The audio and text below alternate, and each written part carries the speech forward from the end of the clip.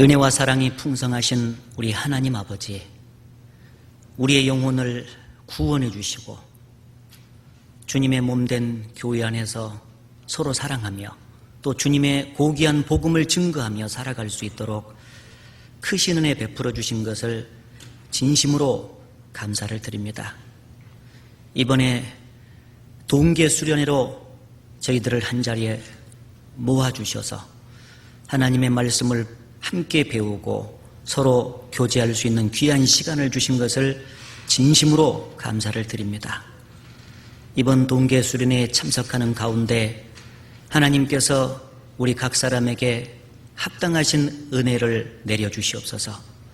말씀을 배우는 가운데 선하신 주님의 뜻을 더욱 올바로 분별할 수 있도록 해주시고 서로 교제하는 가운데 주님의 지혜와 주님의 용기와 주님의 힘을 더욱 얻을 수 있는 귀한 시간들이 될 수 있도록 도와주시옵소서. 특별히 숨은 곳에서 이 수련을 위해서 헌신하고 봉사하는 모든 형제 자매들을 위해 합당하신 은혜를 내려주시옵소서. 오늘 이 시간 각 사람에게 합당한 말씀으로 채워주시기를 간절히 의지하면서 우리를 사랑하시는 예수님 이름으로 기도드렸습니다. 아멘. 신약성경 고린도전서 1장 18절 말씀 찾겠습니다.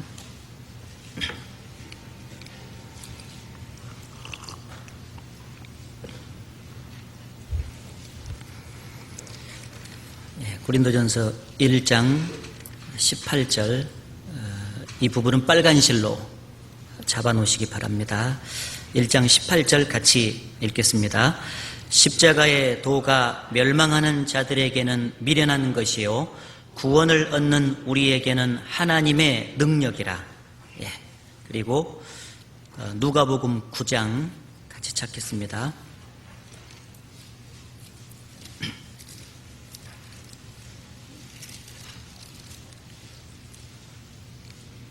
누가복음 9장 23절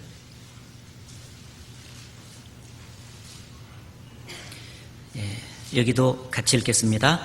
또 무리에게 이르시되 아무든지 나를 따라오려거든 자기를 부인하고 날마다 제 십자가를 지고 나를 좇을 것이니라.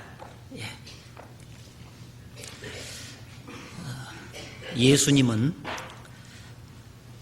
역사의 주인공이시자 성경의 주인공이십니다. 그리고 우리 각 사람의 신앙생활의 주인공이시기도 합니다.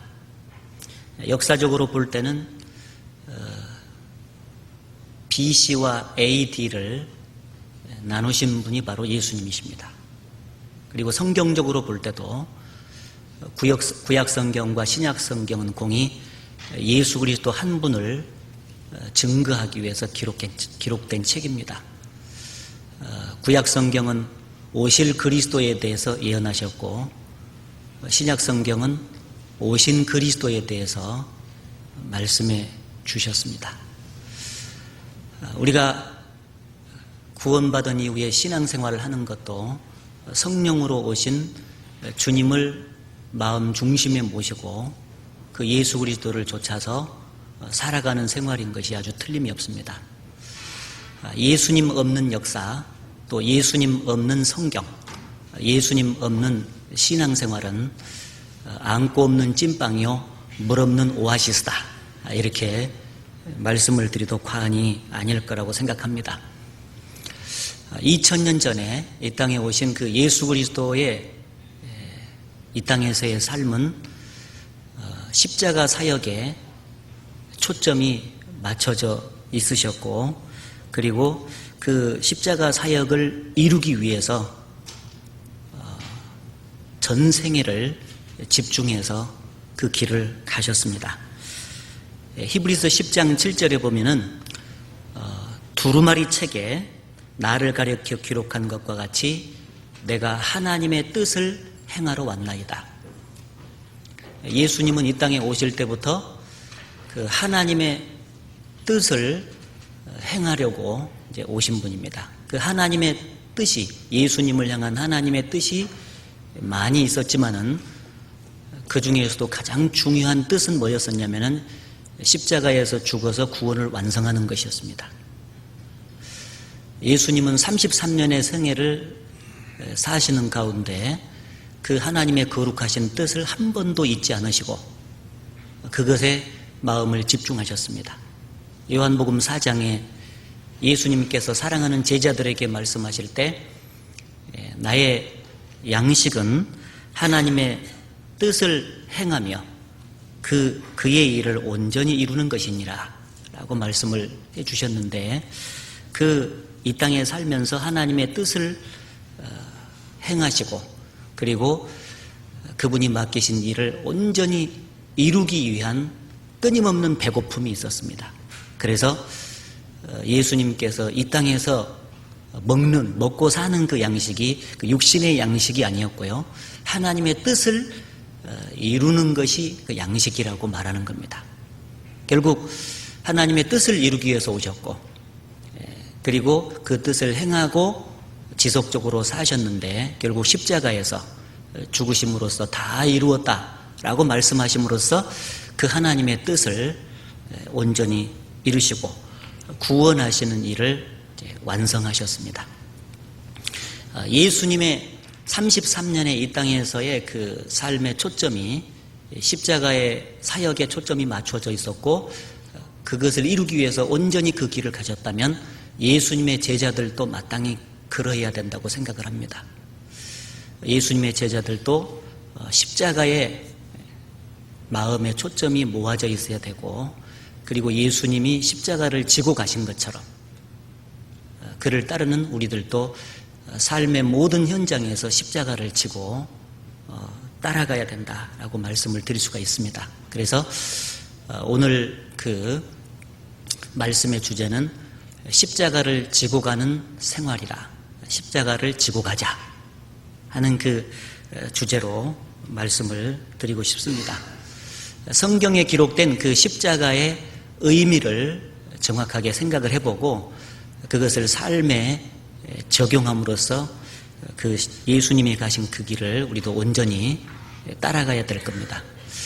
십자가라는 그 제목은 육신적으로 볼 때는 가장 인기 없는 제목인데 그러나 우리가 그 십자가를 삶에 적용했을 때는 하늘에서 영광이 그만큼 더 큽니다. 그래서 오늘 그 주제를 잘 좀 같이 배웠으면 좋겠습니다. 십자가 하면은 그냥 그 나무를 생각할 수 있는데 사실은 십자가에 달려 죽으신 예수 그리스도를 생각을 해야 되죠. 그래서 십자가 하면은 예수 죽인 것이라고 고린도후서 4장에 기록되어 있는데 십자가에 달리신 예수 그리스도, 예수님의 죽음, 이것을 생각을 하면 되겠습니다. 그래서 예수님의 죽음이 우리에게 끼치는 그 영향력이 아주 대단한데요. 첫 번째 그 십자가의 길은 구원의 길이다, 이렇게 정리를 해볼 수가 있는데 아까 빨간 실로 잡아놓은 데를 다시 가보시면은요, 그 고린도전서 1장에 십자가의 도가 멸망하는 자들에게는 미련한 것이요 구원 얻는 우리에게는 하나님의 능력이라 그래 돼 있죠. 이 십자가의 도, 죄값을 치러서 죄인을 완전하게 구원하시는 그 유일한 길이 바로 십자가의 도입니다. 이것을 다른 말로 복음이라 그렇게 말하죠. 그래서 로마서 1장 16절의 말씀, 내가 복음을 부끄러워하지 아니하노니 이 복음은 모든 믿는 자에게 구원을 주시는 하나님의 능력이 됩니다. 첫째는 유대인에게요, 또한 헬라인에게로다. 모든 죄인을 구원하는 하나님의 능력이 십자가에서 나타납니다. 그래서 예수님의 십자가에서 죽음이 중요한 거죠. 그래서 예수님의 십자가에서 죽음은 죄인의 죄를 해결하시고 구원해 주신 능력입니다. 그래서 첫 번째 십자가는 구원의 길이다, 이렇게 정리를 해드릴 수가 있는데 그 옆에 1장 22절부터 제가 읽어보겠습니다. 유대인은 표적을 구하고 헬라인은 지혜를 찾으나, 그 다음에 같이 읽죠. 우리는 십자가에 못 박힌 그리스도를 전하니 유대인에게는 거리끼는 것이요 이방인에게는 미련한 것이로되 오직 부르심을 입은 자들에게는 유대인이나 헬라인이나 그리스도는 하나님의 능력이요 하나님의 지혜니라. 유대인들은 표적을 통해서 구원을 받을 수 있다고 생각하고 헬라인들은 세상 지혜를 통해서 구원을 받을 수 있다고 생각했지만은 하나님의 뜻은 예수 그리스도의 십자가에 못 박히신 것, 십자가에 못 박히신 그리스도를 통해서만 구원의 능력이 나타납니다. 따라서 여기 우리는 십자가에 못 박힌 그리스도를 전하니, 예수 그리스도가 죽으시고 부활하신 이후에 끊임없이 제자들은 이 십자가에 못 박힌 그리스도에 초점을 맞추고 집중을 했습니다. 그리고 그것을 전했어요. 예수님의 복음을 가장 확실하게 전했던 사도 바울은 혹시라도 자기가 복음을 전할 때 사사로운 그 인간적인 지혜에 의존해서 전할까 봐 대단히 두렵고 떨었다고 그렇게 되어 있습니다. 그래서 그 십자가에 못 박히신 것, 그것만 말하기로 작정했다라고 2장에 기록됐는데 2장 1절 보겠습니다. 형제들아, 내가 너희에게 나아가 하나님의 증거를 전할 때에 말과 지혜의 아름다운 것으로 아니하였나니. 2절 같이 읽겠습니다. 내가 너희 중에서 예수 그리스도와 그의 십자가에 못 박히신 것 외에는 아무것도 알지 아니하기로 작정하였음이니라.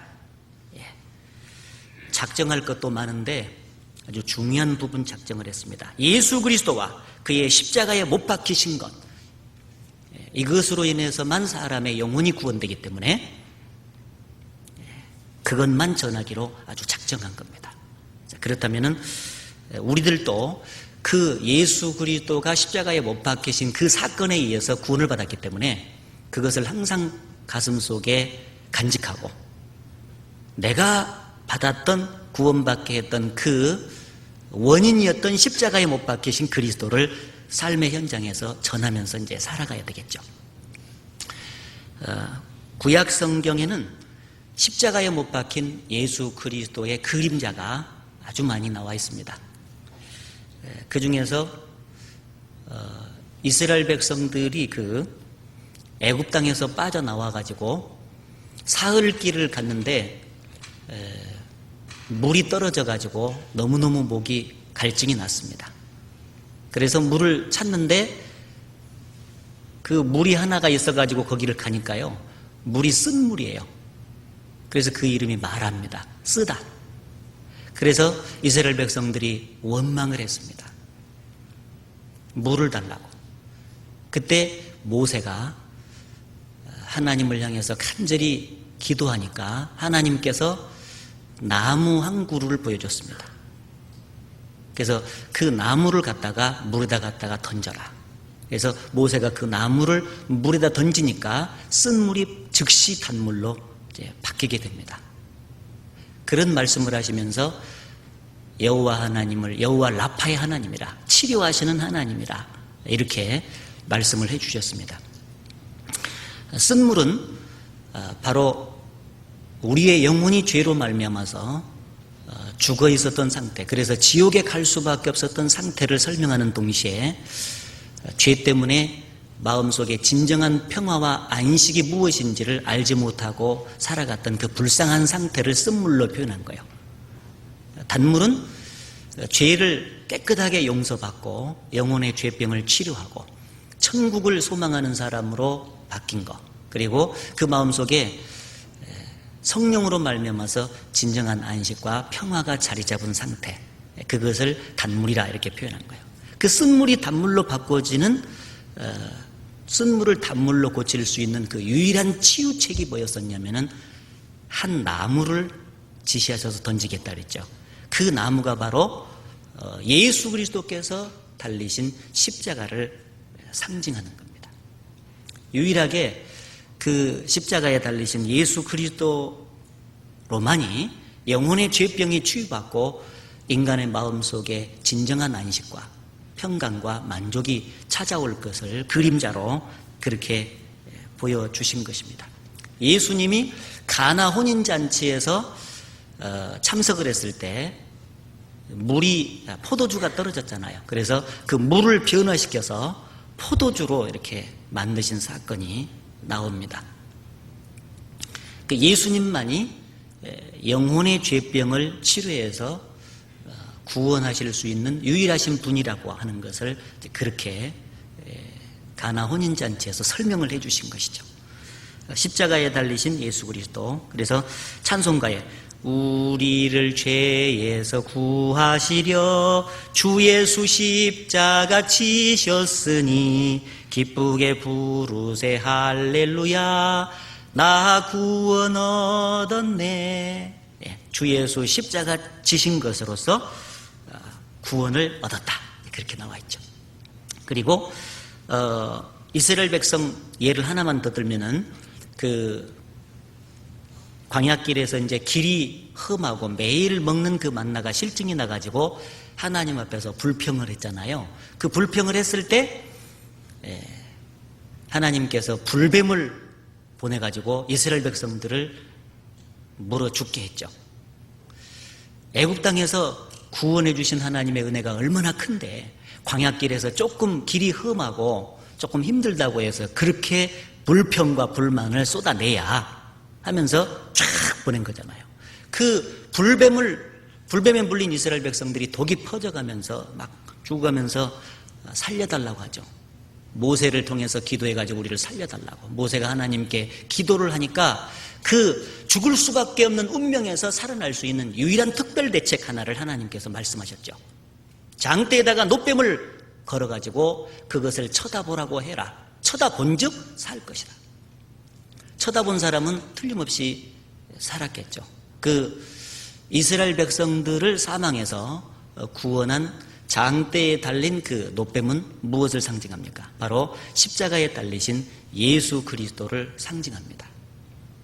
유일하게 사망에서 생명으로 옮겨줄 수 있는 특별 대책은 십자가에 달리신 예수 그리스도다 하는 것을 우리가 알 수가 있습니다.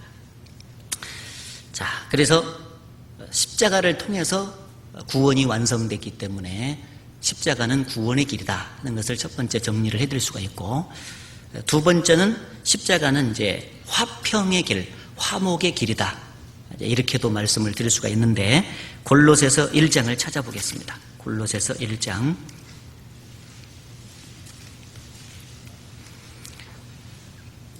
골로새서 1장 21절, 22절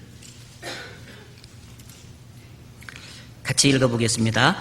전에 악한 행실로 멀리 떠나 마음으로 원수가 되었던 너희를 이제는 그의 육체의 죽음으로 말미암아 화목해 하사 너희를 거룩하고 흠없고 책망할 것이 없는 자로 그 앞에 세우고자 하셨으니. 전에 악한 행실, 죄죠.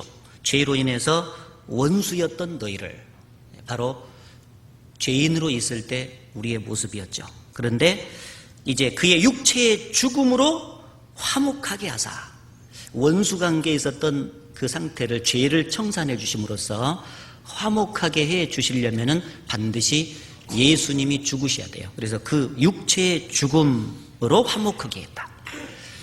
그리고 그 앞에 20절에 보면은 그의 십자가의 피로 화평을 이루사, 십자가의 피로 화평을 이루셨다는 말이나 육체의 죽음으로 화목하게 하셨다는 말이나 같은 의미죠. 그래서 예수님의 십자가의 죽음만이 유일하게 하나님과 인간 사이를 화목하게 만들어주시고 화평하게 만들어주십니다. 그래서 우리가 예수 그리스도로 말미암아서 이제 하나님과 화목된 자가 되었는데, 그 하나님과 화목된 것으로 끝나는 것이 아니라 하나님은 그 하나님과 화목된 사람들끼리의 또 화목을 이루신다고, 이루게 해 주시겠다고 약속해 주셨습니다. 그래서 그 일이 지금 구원받은 사람들의 형제 자매들의 교제 속에서 그 화목이 지금 이루어져 가고 있죠. 에베소서 그 앞으로 넘겨서 2장을 보겠습니다.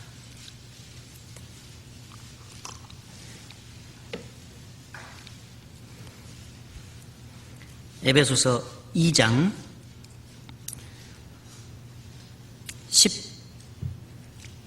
16절부터 보겠습니다. 16절. 또 십자가로 이 둘을 한 몸으로 하나님과 화목하게 하려 하심이라. 원수된 것을 십자가로 소멸하시고 또 오셔서 먼 데 있는 너희에게 평안을 전하고 가까운 데 있는 자들에게 평안을 전하셨으니 이는 저로 말미암아 우리 둘이 한 성령 안에서 아버지께 나아감을 얻게 하려 하심이라. 19절 같이 읽겠습니다. 그러므로 이제부터 너희가 외인도 아니요 손도 아니요 오직 성도들과 동일한 시민이요 하나님의 권속이라. 여기 16절에 십자가로 둘을 한 몸으로 하나님과 화목하게 하셨다.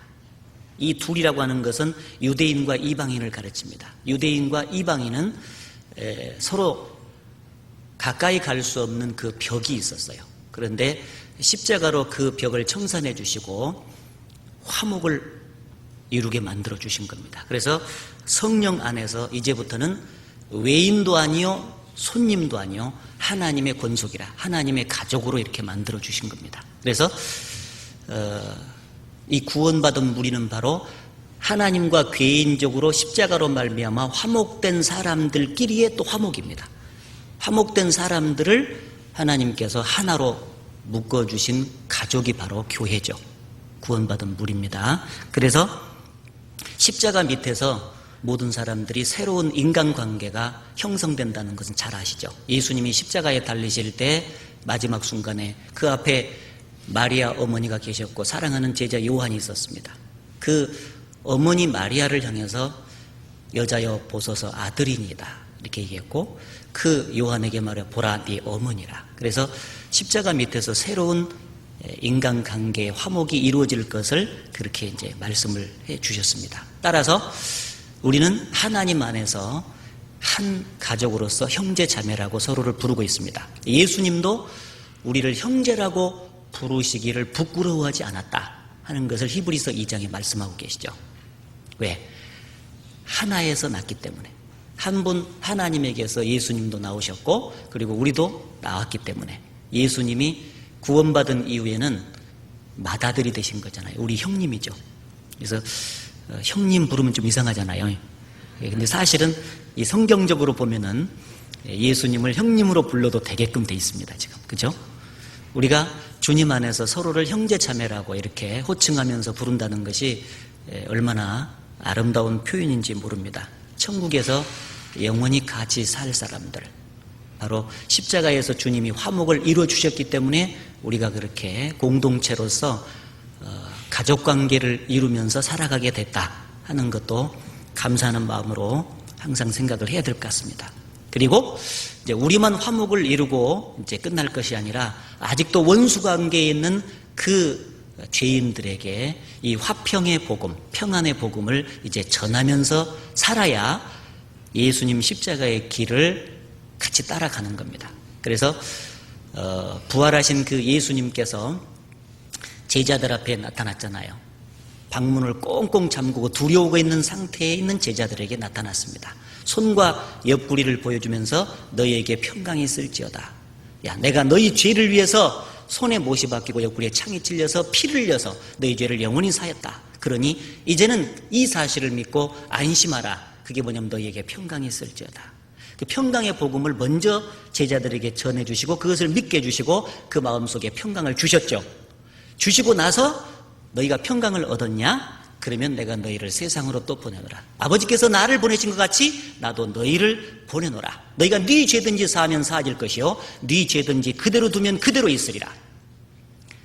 사죄의 복음, 사죄로 말미암아서 평안을 얻을 수 있는 그 복음을 이제 가서 전해라. 그렇게 말씀을 하신 거예요. 그래서 우리는 천국으로부터 하나님으로부터 이 세상에 보내심을 받은 대사인데 바로 어떤 일을 하는 대사냐? 평안의 메시지를 전하는 대사. 평안의 메시지를 전하는 대사입니다. 화목해 해주신 그 말씀, 나를 화목해 해주신 그 말씀을 힘있게 전하는 대사로서 역할을 이제 우리가 하면 되는 겁니다. 그 말씀이 고린도후서 5장에 기록됐는데 찾아보겠습니다. 고린도후서 5장.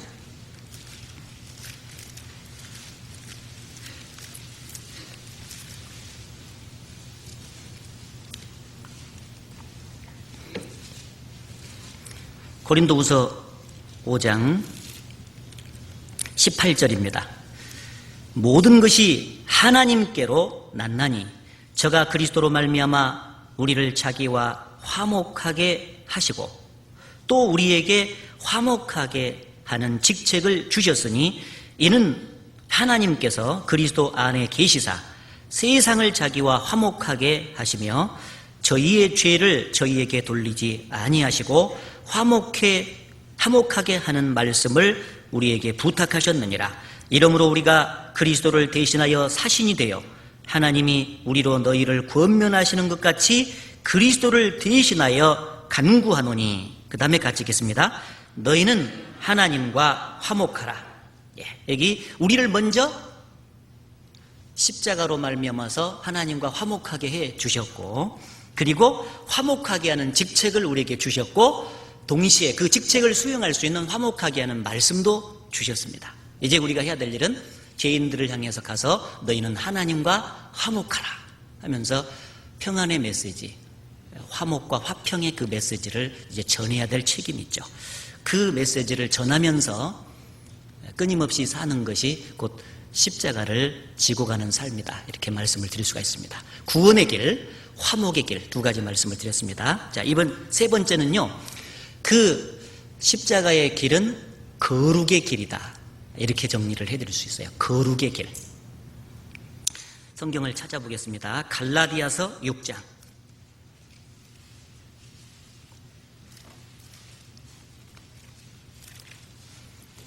갈라디아서 6장 14절입니다.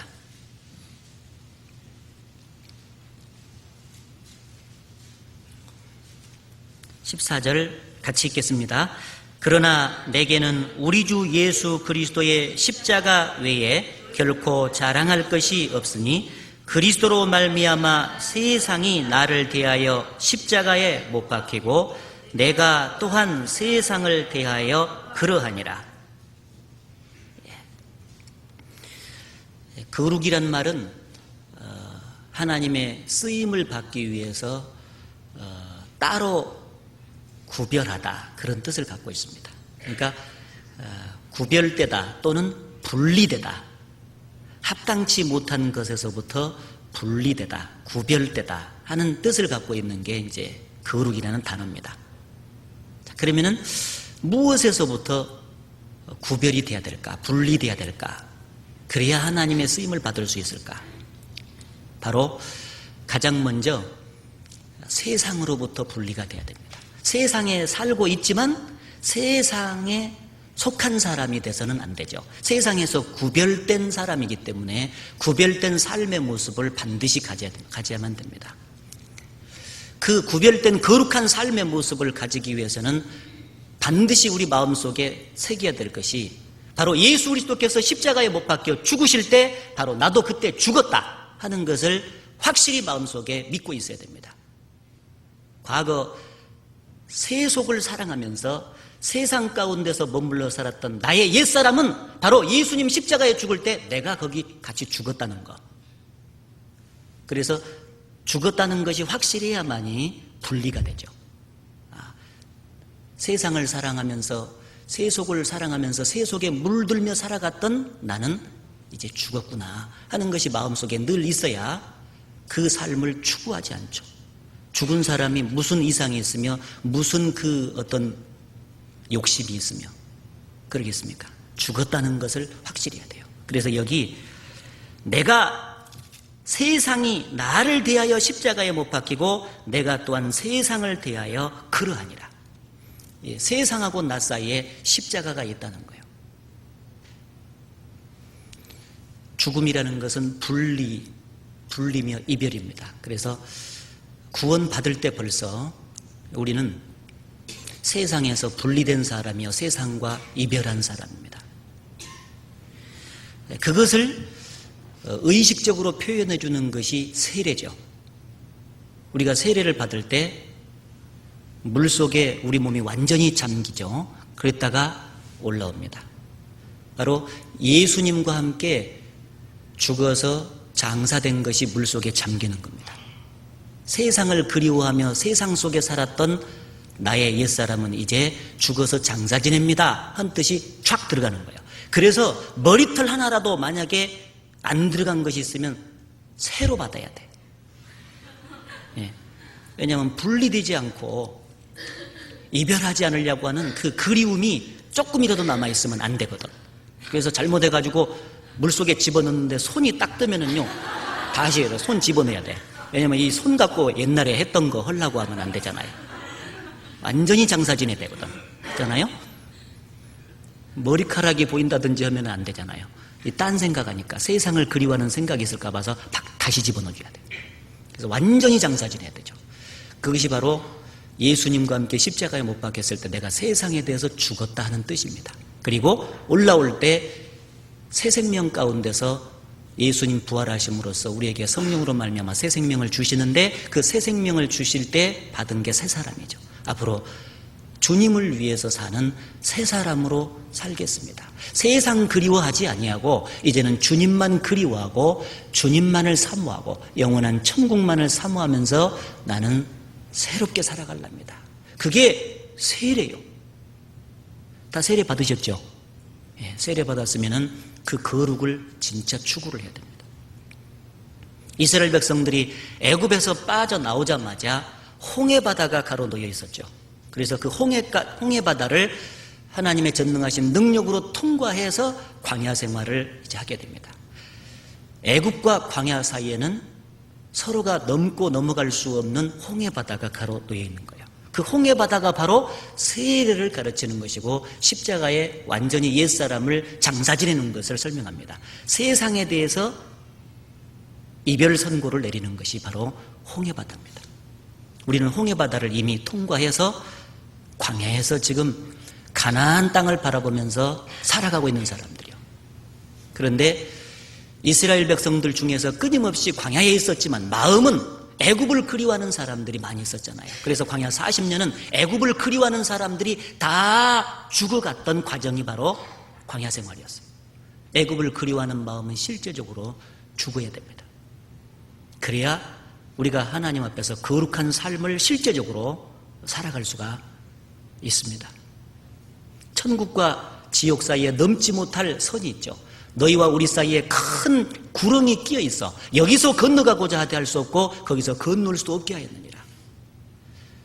내세에서도 영원히 분리되는 것이 천국과 지옥이잖아요.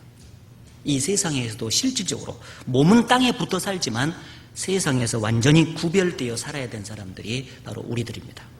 그래서 이 성경에는 이미 구원을 받을 때 신분적으로는 거룩함을 얻었다라고 말해요. 그런데 구원받은 이후에 신앙생활 속에서는 또 거룩한 생활을 실질적으로 이루어가야 돼요. 그래서 신분적으로 거룩함을 얻었다는 말씀은 어디가 있습니까? 히브리서 10장에 보면 이 뜻을 조차 예수 그리스도의 몸을 단번에 들이심으로 말미암아 우리가 거룩함을 얻었노라. 그 거룩함을 얻었노라. 신분적인 거룩입니다. 하나님의 자녀로 단번에 태어날 때 신분적으로 너는 거룩하다 하나님께서 인정을 해 주신 거예요. 그런데 신분적으로 거룩함을 얻었다 해서 실제 생활 속에서도 그렇게 살아가냐? 완전한 성화가 되어 있느냐? 아니죠. 육신적으로는 아직도 죄성이 우리 속에 남아있잖아요. 그래서 끊임없이 더러운 것들이 우리 속에서 나올 수밖에 없고 새 속을 향한 그리움이 계속 솟구쳐 올라서 새 속에 물들기가 쉽죠. 그래서 내가 너희에게 말하노니 내가 거룩한 것처럼 너희도 거룩할지어다. 너희 영과 혼과 몸이 우리 주 예수 그리스도의 날에 흠없이 보존되기를 원하노라. 너희는 이 세대를 본받지 말고 마음을 새롭게 함으로 변화를 받아. 너희는 열방의 길을 배우지 마라. 너희가 이 패역한 세대에서 구원을 받으라. 자, 이 모든 것은 전부 다 뭘 말해요? 실질적인 거룩을 생활 속에서 이루어가라는 명령이죠. 예. 신분적인 거룩을 이룬 사람은 실제적인 생활 속에서 거룩함을 이루어가야 돼요. 그 실질적인 거룩함을 이루어가는 데 있어서 결정적인 그 동기를 부여하는 것이 내가 세상에 대해서 십자가에 못 박겠다는 것을 아주 확실하게 가슴에 새겨놓는 겁니다. 아, 난 죽었어. 세상을 그리워하는 마음이 뿔라면 아니 나는 죽었는데 적용을 시켜야 돼.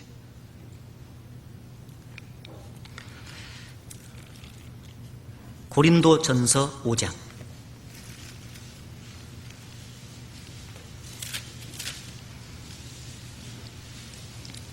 고린도전서 5장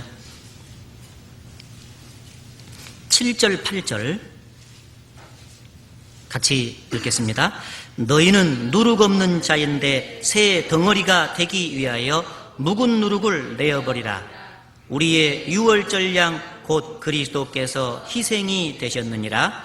이러므로 우리가 명절을 지키되 묵은 누룩도 말고 괴악하고 악독한 누룩도 말고 오직 순전함과 진실함에 누룩 없는 떡으로 하자. 자, 여기 유월절, 이스라엘 백성이 지켰던 유월절과 무교절의 예를 들어가지고 우리 신앙생활의 거룩한 생활이 되어야 될 것을 교훈하신 거예요. 우리의 유월절 양 그리스도께서 희생이 되셨느니라. 이스라엘 백성들은 유월절을 지내고 난 그때부터 시작해서 바로 7일 동안 무교절이 이어지게 됩니다. 유월절은 어린 양이 피를 흘린 사건을 기념하는 거죠. 그게 유월절입니다. 바로 예수 그리스도께서 십자가에 죽어서 피를 흘려서 우리 죄를 영원히 사해 주시고 우리를 하나님의 자녀로 삼아 주신 것을 가르칩니다. 유월절이 지나고 나면 바로 이어서 끊임이 없이 무교절이 진행돼요. 무교절은 7일 동안 누룩 없는 떡을 먹는 겁니다. 그래서 자기 집안에나 자기가 기거하고 있는 모든 행동 반경 속에서 숨어있는 누룩을 등불을 켜서 전부 다 찾아내가지고 버리는 작업을 하죠. 누룩 없는 떡, 누룩은 죄를 상징하기 때문에 죄 없는 그리스도인의 생활이 구원받은 이후에 바로 이어져서 나와야 된다는 것을 가르쳐주고 있습니다. 무교절은 거룩한 삶을 가르치는 거예요. 그래서 거기 우리가 명절을 지키되 이 말은 무교절을 지키되 그 말이에요. 무교절을 지키되 묵은 누룩도 말고 괴악하고 악독한 누룩도 말고. 묵은 누룩은 도덕적인 죄를 말한다면요, 괴악하고 악독한 누룩은 어떤 교리적인 죄를 말한다고 볼 수가 있습니다. 그런 죄에서 구별이 돼가지고 정말 순전하고 진실함에 누룩 없는 떡으로서의 삶을 살아가자. 그래서 주님의 생명과 그 다음에 죄 없는 생활은 이렇게 색깔이 같아요. 주님은 죄 없는 분이기 때문에 구원받은 사람도 죄가 없어야 되잖아요. 그래서 실질적인 거룩을 이루어가는 것이 맞다는 것, 거기서 십자가가 아주 중요하다는 것, 그것을 꼭 생각을 해야 되겠습니다. 고린도 후서 7장으로 넘어가 보시죠.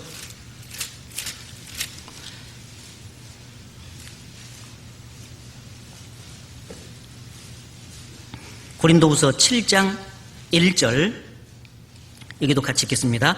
그런즉 사랑하는 자들아, 이 약속을 가진 우리가 하나님을 두려워하는 가운데서 거룩함을 온전히 이루어 육과 영의 온갖 더러운 것에서 자신을 깨끗하게 하자. 여기도 하나님을 두려워하는 가운데서 거룩함을 온전히 이루어, 거룩함을 얻었는데 거룩함을 온전히 이루라 또 그랬죠. 온전히 이루어 육과 영의 온갖 더러운 것에서 자신을 깨끗하게 하자. 육과 영의 온갖 더러움과, 육이라고 하는 것은 아까 말한 대로 도덕적인 죄, 영이라고 하는 것은 어떤 교리적인 죄, 그걸 말해요. 자, 그 모든 것에서 우리가 깨끗함을 이루어 가야 되는데, 바로 항상 매일매일마다 내가 세상에 대해서 십자가에 못 박혔다 하는 것을 마음속에 늘 새겨야만이 그 세상을 그리워하는 마음이 사라져버리게 되고 그 세속화된 삶 속에서 죄를 짓지 않게 됩니다. 그래서 십자가에 못 박힌 예수 그리스도, 그걸 꼭 생각하라는 거죠. 십자가는 바로 거룩을 이룰 수 있는 동기를 부여해 주는 것이니까. 그래서 찬송가에 주 달려 죽은 십자가 우리가 생각할 때에 세상에 붙은 욕심을 헛된 줄 알고 버리네. 십자가 생각할 때 영화로신 구주께서 잘 안 나오죠?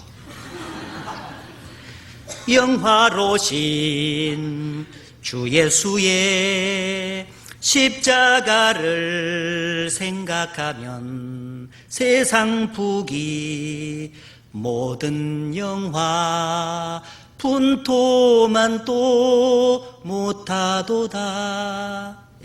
주 예수의 십자가를 항상 생각해야 세상에 붙은 욕심도 가고 세상 부귀 영화를 분토처럼 여겨버릴 수 있는 그 힘이 생기는 것입니다. 거룩을 반드시 우리 삶 속에서 이제 이루어 가야 되는데 무엇으로부터 구별돼야 되는가 좀 더 구체적으로 생각해 보죠. 우리가 잘 알고 있는데 첫째는 세상 풍속으로부터 구별입니다. 세상 풍속, 구체적인 적용이죠. 레위기 18장을 찾겠습니다.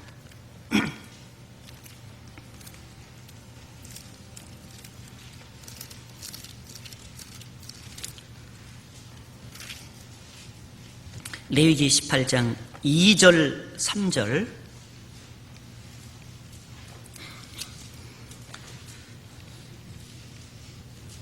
같이 읽어보죠. 너희는 그 거하던 애굽 땅의 풍속을 좇지 말며, 아닌가요? 레위기 18장 3절, 아이고 죄송합니다. 3절 같이 읽겠습니다. 너희는 그 거하던 애굽 땅의 풍속을 좇지 말며 내가 너희를 인도할 가나안 땅의 풍속과 규례도 행하지 말고 너희는 나의 법도를 좇으며 나의 규례를 지켜 그대로 행하라. 나는 너희의 하나님 여호와니라. 자, 여기 애굽 땅의 풍속을 좇지 말며 가나안 땅의 풍속과 규례도 좇지 마라. 그래 돼 있죠. 우리가 살고 있는 이 세상을 애굽으로 또는 가나안으로 이렇게 묘사한 표현입니다. 그래서 그 세상의 어떤 풍속들에 물들게 되면은 거룩을 추구할 수가 없기 때문에 이렇게 말씀하신 거예요. 세상 풍속에서 구별돼야 되는데 가장 그 밀접하게 언어 생활하고요. 그 다음에 우리의 겉으로 드러난 용모, 그것을 세상을 닮아가서는 안 될 것 같아요. 그래서 언어 습관 속에서 구원은 받았어도 새 속에 물든 언어가 자꾸 나오죠.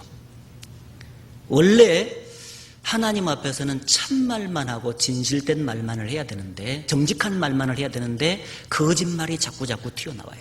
그래서 거짓말했던 그 세속화된 말을 참말로 늘 바꾸는 작업이 필요하죠. 구별돼야 됩니다.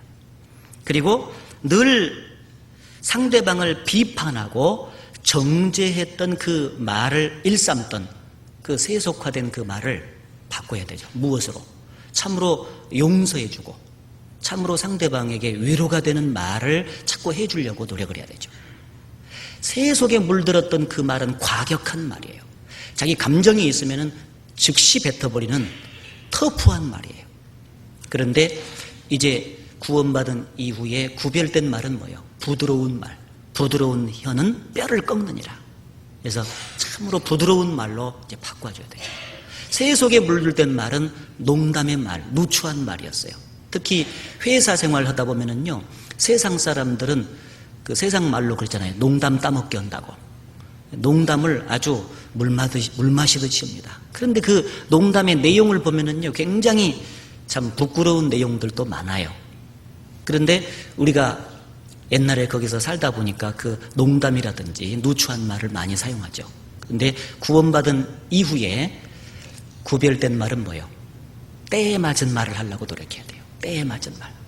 이 때에 맞은 말을 하려고 노력하다 보면 농담 섞인 말이 잘 안 나오겠죠. 유머는 필요하겠잖아요. 분위기 전환을 위해서. 그러나 정말 그리스도인들의 그 눈살을 찌푸리는 농담은 이제는 버려야 됩니다. 그리고 늘상 불평과 원망이 섞인 그 말을 하기가 쉬웠는데 이제는 항상 감사하는 말, 범사에 감사하라. 이는 그리스도 예수 안에서 너희를 향하신 하나님의 뜻이니라. 감사하고 항상 찬양하는 그 아름다운 말로 이제 전환을 해야 된다. 그렇게 말씀을 드릴 수가 있고요.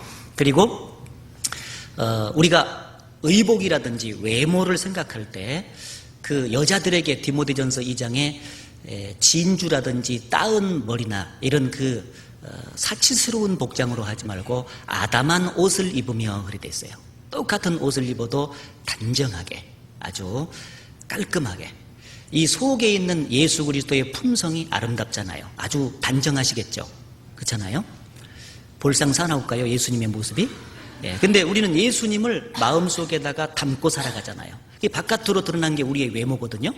그 외모를 무시하는 삶은 합니다. 사람은 외모를 보거니와 했기 때문에 외모 자체를 단정하게 해야 되죠.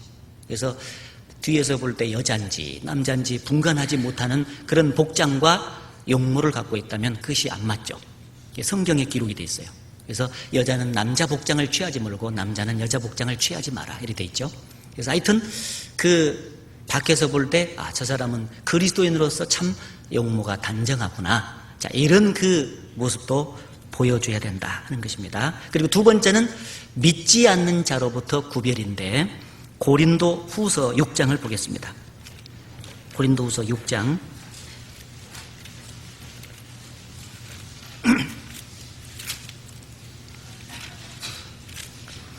고린도 후서 6장 16절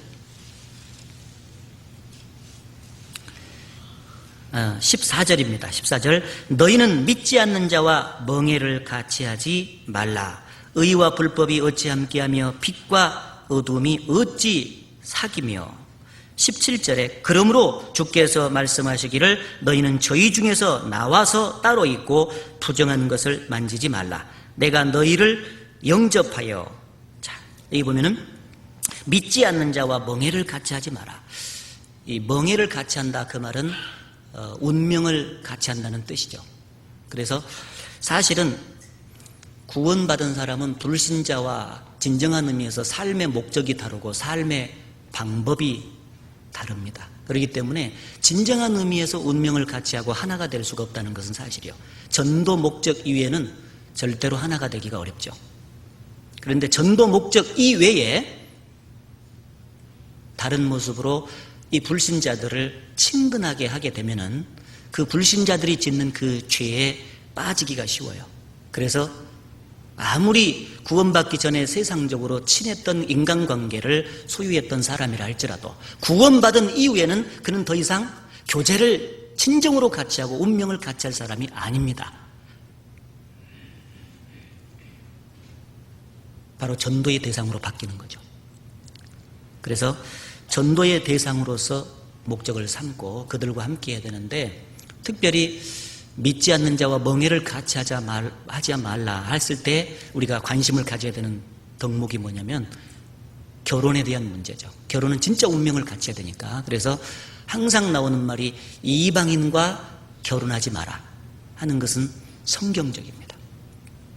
이방인과 결혼을 해서는 안 되는 것은 이방인과 결혼을 하게 되면은 벌써 삶의 목적과 방향이 틀려요. 결혼하고 나면은요, 결혼할 때까지는 막 잘해주고 뭐 죽고도 못 살고 이렇게 해도요, 결혼하고 나면은요 벌써 마음바닥이 드러납니다. 자기가 세상 사람이라는 게 드러나죠. 그래서 구원받은 사람은 영원한 천국을 향해서 살자고 하는데 항상 세상을 향해서 살자고 땡겨요. 구원받은 사람은 주님을 위해서 살아야 되는데, 그리고 주님의 몸된 교회를 위해서 복음을 위해서 살아야 되는데 그게 무슨 상관이냐, 우리 가족을 위해 살자, 우리만 잘 살면 되지 하고 이렇게 자꾸 땡겨요. 이게 안 맞아. 그러니까 얼마나 고생을 하는지 몰라요. 제가 그동안에 차원에서부터 쭉 이렇게 목회를 하면서 몇 사람 제가 기억하고 있고 아는 사람들이 있는데 하나같이 어려워요. 정말 그렇습니다. 그러니까 혹시 나이가 많이 들었다고 할지라도 부모님들은 그러더라고요. 보면은 아이고 빨리 시집장가 보내야 되는데 그래가지고는 그냥 이렇게 빨리 해치워 보려고 그래요. 그러면 잘못 오면 이제 이방인하고 가게 되죠. 구원을 받았다고 해도 지켜봐서 신앙이 확실해야 되는데 그냥 구원받았다고 하는 하나 그것만 가지고 삶의 모습으로 확정되지 못한 비그리스도인에게 시집을 보내고 장가를 보내는 그런 일이 종종 있더라고요. 안 되죠. 반드시 어려움이 있습니다. 왜? 하나님의 말씀을 불순종했잖아요. 특히 동업을 해서는 안 된다는 것도 사실입니다. 믿지 않는 자와의 동업은 사업적인 거 말이죠. 그건 물론 하지 말아야 되고, 믿는 사람들끼리의 동업도 굉장히 어렵죠. 잘 되는 것이 참 어렵습니다. 결과적으로 보면은. 그래서 어렵더라도 결혼을 이방인과 한다든지 동업을 한다든지 또는 보증을 서준다든지 이게 멍해를 이렇게 같이 하는 겁니다. 이런 것들은 하나님 앞에서 금한 것입니다. 그래서 고린도전서 15장에 보면은 악한 동무들은 선한 행실을 더럽히나니 깨어 의를 행하고 죄를 짓지 마라 이렇게 이제 되어 있는데, 고린도전서 5장으로 한번 넘어가 보실까요? 고린도전서 5장에 보면은 9절, 내가 너희에게 쓴 것에 음행하는 자들을 사귀지 말라 하였거니와, 이 말은 이 세상에 음행하는 자들이나 탐하는 자들과 토색하는 자들이나 우상 숭배하는 자들을 도무지 사귀지 말라 하는 것이 아니니, 만일 그리하려면 세상 밖으로 나가야 할 것이라. 자, 그리스도인들이 세상과의 관계 속에서 위치해야 될 그 자리를 지금 설명해 주고 있는 거예요. 구별이 된다고 하는 것을 오해를 하게 되면 무슨 세상과 완전히 격리가 돼가지고 수도원 생활을 하는 것을 말하는 것인가, 도무지 세상 사람들을 만나지 말라고 하는 말인가, 이렇게 착각을 할 수가 있죠. 그래서 여기다 이 말을 주님께서 써놓으신 것입니다. 그리스도인들이 세상과의 관계 속에서 위치해야 될 정확한 자리는 바로 예수님이 제자들에게 하신 말씀 속에 나타나 있어요. 예수님을 세상으로 보내면, 제자들을 세상으로 보내시면서 하신 말씀이, 너희는 뱀같이 지혜롭고 비둘기같이 순결하라 이렇게 말씀하셨죠. 복음을 세상 사람들에게 전해야 되기 때문에 절대 이 세상에서 떠나서는 안 됩니다. 세상 안에서 우리가 몸담고 살아야 돼요. 그리고 그 세상 사람들을 만나야 됩니다. 마치 예수님이 그 죄인들과 함께 식사를 하면서 교제했던 것 같이. 그러나 그들의 죄와는 타협치 마라 그 말이에요. 뱀처럼 지혜롭게 그 말은 적응을 하는 걸 말해요. 비둘기처럼 순결하다 그 말은 죄와는 타협지 않고 구별되는 걸 말합니다. 그래서 사도 바울도 그 구원받은 이후에 자기는 하나님 앞에서 진정 자유한 사람이지만 그 죄인들을 구원하기 위해서 그들 앞에 종이 됐다. 이는 몇몇 사람을 구원코자 함이라. 율법이 있는 자들에게는 율법이 있는 자같이, 없는 자들에게는 없는 자같이, 약한 자들에게는 내가 약한 자같이 한 것은, 그래서 여러 사람에게 여러 모양이 된 것은 아무쪼록 몇몇 사람을 구원코자 함이니, 그게 적응이죠. 지혜입니다. 그 사람의 형편에 맞춰서 어쨌든지 이해하려고 노력해주고 좋은 인간관계를 가져주려고 노력을 하는 상태, 그게 뱀처럼 지혜롭고, 그런데 그렇다고 해서 그들이 짓는 죄와도 타협을 해야 되냐? 아니다. 그겁니다. 죄와는 절대 타협을 해서는 안 된다. 그게 비둘기처럼 순결하라는 그 메시지죠. 그래서 다니엘 선지자는 그 점에 있어서 우리의 모범입니다.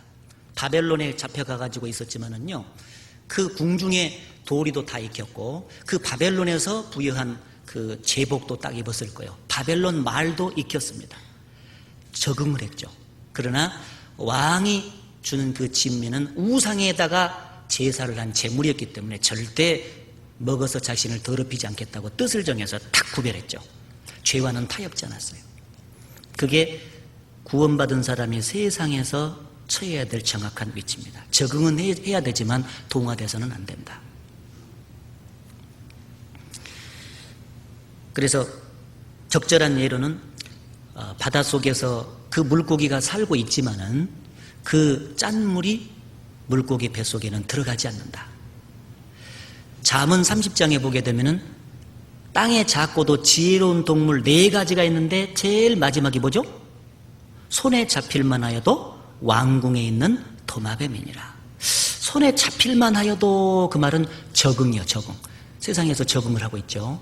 그런데 왕궁에 있는 도마뱀입니다. 결정적으로 잡히려고 하면 꼬리를 그냥 착 끊어버리고 도망가는.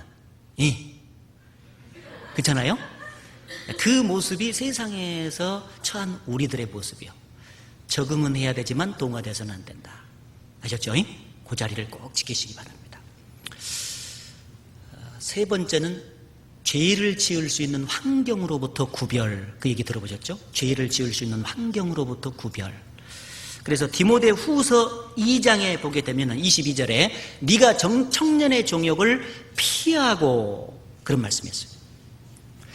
이 사람 속에는 정욕이 있잖아요. 욕심이 있고 정욕이 있습니다. 세상을 사랑하는 그 마음이 여기서 있어요. 그렇기 때문에 그 욕구를 충족시켜버리면 죄를 짓게 되기 때문에 그 죄를 지을 수 있는 환경을 피해라고 말씀하신 거예요. 그래서 회사에서나 직장 생활을 이렇게 할 때 말입니다. 회식 자리를 가면은 구원받은 사람이 술 먹어서는 안 되잖아요. 그래서 자기가 딱 정리를 해야 되죠. 어떤 어려운 환경이 있어도 그 술을 먹을 수밖에 없는 그 자리에 가서는 안 되겠잖아요.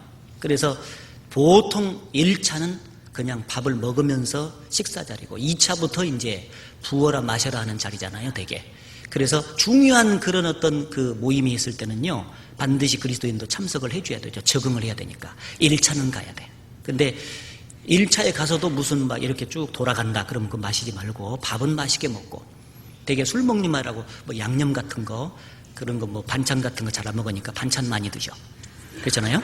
그렇게 하고, 이제 그 다음에 2차 갈 때부터는 이제 노 땡큐. 잘 갔다 오시라고 하고 딱 끊어서 적응하고 동화되지 않는 모습을 철저하게 보여줘야 됩니다. 그런데 그만 막 노래방까지 들어가고 뭐 클럽까지 들어가고, 어떤 사람은 심지어 비싸게 나가는 뭐 사업한다고 대접을 하지 않으면 안 되니까 요정까지 들어가고, 벌써 거기서 주여 내가 술 먹지 않도록, 주여 제가 죄 짓지 않도록 도와주세요 하고 해서 안 된다 그 말이에요. 죄를 지을 수 있는 환경에 지금 들어가 버렸잖아. 가기 전에 끊어야지. 무슨 말씀인지 아시겠습니까? 죄를 지을 수 있는 환경에다가 자기 자신을 집어넣어놓고 주여, 나 주여. 주님이 그렇게 말씀하시지. 그래서 거기 환경에서 구별돼야 된다는 것이 아주 중요합니다. 여기 이제 음행죄에 대해서 말씀을 했잖아요. 이 이성 간의 관계 속에서도 아주 중요한 것이 그거죠. 이 죄를 지을 수 있는 그 장소가 있을 수 있잖아요. 둘이만의 어떤 호젓한 장소에 그냥 갔다. 그냥 발길이 글로 갑디다. 이게 아니죠. 발길이 글로 가버렸대. 나중에 물어보면 왜 글로 가갖고 죄를 지었냐. 가끔가다 죄를 지은 사람이 있단 말입니다. 구원을 받아도 이 성적인 부분에 대해서 완전히 구별돼서 깨끗하게 자기 자신을 지켜야 결혼 생활이 아름답잖아요. 순수한 사람들끼리 만나야 되지. 그렇잖아요. 그런데 그러면 죄를 지은 경우가 종종 있다고요. 물어보면은 자기도 모르게 글로 갔대. 뭐 자기도 몰라. 자기가 알지 다. 알면서 가거든. 잠언 7장을 보겠습니다.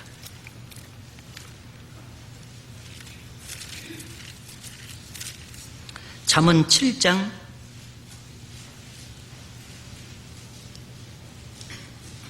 6절부터 제가 읽어보겠습니다. 내가 내 집 들창으로 살창으로 내어다보다가 어리석은 자 중에 소년 중에 한 지혜 없는 자를 보았노라. 그가 거리를 지나 음녀의 골목 모퉁이로 가까이 하여 그 집으로 들어가는데 저물 때에 황혼 때에 깊은 밤 흑암 중이라. 자, 이 소년 틀림없이 죄 지을 수밖에 없죠. 왜 그렇습니까? 지금 죄를 지을 수 있는 환경으로 들어가고 있잖아요. 의도적으로 지가. 그렇죠? 음녀의 골목 모퉁이로 가까이 하여. 이 가까이 할 때부터 알아봤어. 가까이 하지 말아야 되는데 가까이 할 때부터 알아봤다니까. 그리고 낮도 아니고 밤이잖아. 지금 저물 때, 황혼 때, 깊은 밤 흑암 중이라. 그래서 결국 죄를 지었는데 문제가, 결과가 비참하죠. 22절에 소년이 곧 그를 따랐으니 소가 푸주로 가는 것 같고 미련한 자가 벌을 받으려고 쇠사슬에 매이러 가는 것과 일반이라. 필경은 살이 그 간을 뚫기까지에 이를 것이라. 새가 빨리 그물로 들어가되 그 생명을 잃어버릴 줄을 알지 못함과 일반이니라. 야, 무시무시하게 써졌죠. 필경은 살이 그 간을 뚫기까지 이를 것이라. 화살을 쫙 시합에서 쫙 쐈는데 막 푹 맞아가지고 간까지 뚫어져 버렸어. 죽죠. 구원받은 사람의 그 신앙생활이 완전히 망가지는 거예요. 자, 그것은 죄를 지을 수 있는 환경을 거부하지 않았기 때문입니다. 이런 어떤 이성적인 문제, 성적인 부분은 항상 부부간에만 있는 일이에요. 그것을 떠난 모든 비정상적인 성적인 접촉은 간음이요 음행입니다. 그건 하나님이 철저히 금하시는 거죠. 금하시는 겁니다. 그래서 그것에서 세상은 자유롭죠. 그러나 구원받은 사람은 철저히 금해야 될 부분, 구별돼야 됩니다. 그리고 더 나아가서 요즘에 그 죄를 지을 수 있는 환경이 대중문화잖아요.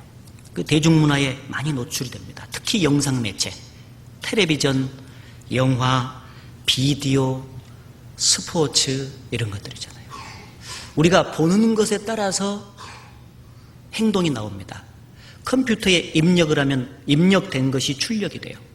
우리 속에 무엇을 보고 듣느냐에 따라서 많은 부분이 출력이 됩니다. 그러니까 벌써 입력되는 것을 조심해 줘야 돼요. 그런데 학생들부터 시작해서 노년에까지 요즘에 점점 컴퓨터 미디어 시대잖아요. 그래서 컴퓨터에 노출이 돼 있어요. 그래서 이제 PC 통신이라든가 대화방이라든가 음란 사이트 이런 걸 사용한다든지 또는 컴퓨터 게임이라든지 인터넷 게임 이런 것들에 많이 오염이 될 가능성이 있죠. 그래서 가지 말아야 될 장소, 보지 말아야 될 것들, 듣지 말아야 될 것들 이런 것들이 있습니다. 그 우리가 잘 알아요. 그것에서 구별될 수 있도록 노력을 해줘야 됩니다. 그리고 이 구별의 마지막 부분에서 거짓된 교리로부터 이제 구별돼야 되겠죠. 가장 중요한 것은 복음 측면에서는요, 완전한 속죄의 이 복음을 거부하는 모든 거짓된 교리에서 구별이 돼줘야 됩니다. 그래서 우리가 지금 전하고 있는 이 복음의 메시지가 너무나 정확하기 때문에 이 복음을 끝까지 전해야 되고, 특별히 구원받은 이후의 생활 속에서도 종종 교리적인 이탈이 돼서 나가는 사람들이 있는데, 그 중에서 한 가지가 뭐냐면은 단 한 번의 어떠한 경험으로서 완전한 거룩을 이룰 수 있다고 주장하는 사람들이 있거든요. 구원받은 이후에 살다 보면은요, 죄를 짓게 되면 갈등이 오거든요. 슬픔과 고통이 찾아옵니다. 그게 정상이에요. 왜? 하나님과 화목이 깨지잖아요. 죄는 영원히 쌓여서 신분적인 거룩은 이루어져서 화목이 돼 있더라도 실제적인 거룩의 생활을 이루어가는 데 있어서 죄를 지면 반드시 하나님과 화목이 깨져요. 그러면 그게 고통이 오고 양심적으로 슬픔이 오고 그것이 정상이에요. 그게. 그래서 삶의 부담이 와야 그게 정상이라고요. 근데 많은 사람들이요, 신앙생활하면서 변화되지 못한 옛성품과 싸워나가면서 종종 지는 경우가 있으니까 늘 마음속에 부담이 있고 영적인 갈등이 있을 수 있잖아요. 그러다 보니까 이것을 한목에 그냥 탁 정리해버린 방법이 없겠냐? 자꾸 이걸 생각하는 거예요. 신앙적인 한탕주의죠. 이 세상에서 한탕주의는 되게 위험한 거예요. 그리스도인은 절대 한탕주의에 속아서는 안 되죠. 속히 부하고자 하는 자는 형벌을 면치 못할 것이요, 잠언 다른 곳에 보면 처음에 속히 잡은 사람은 마침내 복이 되지 못하느니라, 그런 말씀 있잖아요. 그래서 경기가 어려워질수록 막 어떤 사람은 복권을 해가지고 그냥 한 1억 그냥 당첨이 되보려고 한다든지, 빠찡고 가서 막 긁어서 그냥 해본다든지, 막 이런 것들 있잖아요. 그 한탕주의가 신앙적인 이 거룩을 추구하는 이 문제에서도 들어올 수가 있다니까요. 성경은 항상 진행적인 거룩이지 바로 한탕주의로 끝나는 거룩이 아닙니다. 그 명심해야 됩니다. 이 모든 것에 참된 것을 하여 범사에 그에게까지 절할지라, 그는 머리니 곧 그리스도라. 애가 태어나면 바로 성인으로 뚝딱 한탕주의로 성장하는 거 봤습니까? 점점 자라가지. 거룩도 점점 세상에서 구별되는 거예요. 신앙이 성장된 만큼 거룩해지죠. 그런데 뭔가 단 한 번만의 경험으로 완전한 거룩을 이룰 수 있다고 주장하는 사람들이 종종 있다니까요. 제가 엊그저께도 들었어요. 서울의 어느 교회에 가서 이제 전도인이 상담을 해왔는데요. 그런 분들이 한 4사람 나갔대. 속아서 그런 거죠. 그래서 점진적인 거룩을 이루어가려고 이제 노력을 해야 되고, 구원받은 사람이 거룩을 이루기 위해서 십자가에 죽었다는 것을 명백히 해야 되는 동시에 죄에 대한 태도를 아주 분명히 해야 되죠. 영원히 죄를 사했기 때문에 죄는 조금 지어도 괜찮겠지, 이게 안 되는 거예요. 죄를 심상히 여기는 자는 미련한 자요 그랬죠. 죄는 구원받기 전이나 구원받은 이후나 죄는 죄입니다. 그것은 하나님을 슬프시게 하는 것은 똑같은 거예요. 무슨 얘기인지 아시겠죠? 단지 다른 것은 구원받기 전에 죄는 지옥 갈 죄로 연결되는 것이지만, 구원받은 이유는 사귐을 막는 죄로 이어지는 것, 그게 다르다 뿐이지 죄는 죄요. 죄는 절대 우군이 아닙니다. 적군입니다. 그래서 죄를 심상히 여기고 그 죄를 즐기고, 그 죄를 지었는데도 하나님 앞에서 굴복하지 아니하고 돌이키지 아니하고 자꾸 죄를 변명한다든지, 다른 사람에게 전가시킨다든지, 다른 환경과 다른 사람 때문에 내가 이런 죄를 지었노라고 자기 자신을 자꾸 밀쳐내면서 변명을 한다든지 합리화시킨다든지, 그리고 진행적인 죄를 그대로 놓고 어떤 가식적인 선으로 죄를 위장하고 포장하려고 한다든지, 그러한 삶의 태도는 거룩을 추구하는 데 있어서 장애 요인입니다. 따라서 죄를 지었을 때 하나님께서 그 죄에 대해서 양심적으로 송사를 해줄 때는요, 그것을 즉시 받아들이고 마음의 무릎을 꿇고 돌이켜줘야 됩니다. 그리고 하나님 앞에 자백하고 돌이키면 돼요. 죄를 자복하고 버리는 자는 불쌍히 여김을 받으리라 약속이 돼 있잖아요. 그래서 즉시 돌이켜줘야 된다. 자, 3번째, 십자가는 세상에 대해서 죽었다고는 거룩을 추구하는 길이다 정리되어 있습니다. 그리고 4번째는 복종의 길입니다. 복종의 길, 이 십자가는. 아까 누가복음 9장을 찾으셨는데 다시 찾아보겠습니다. 누가복음 9장.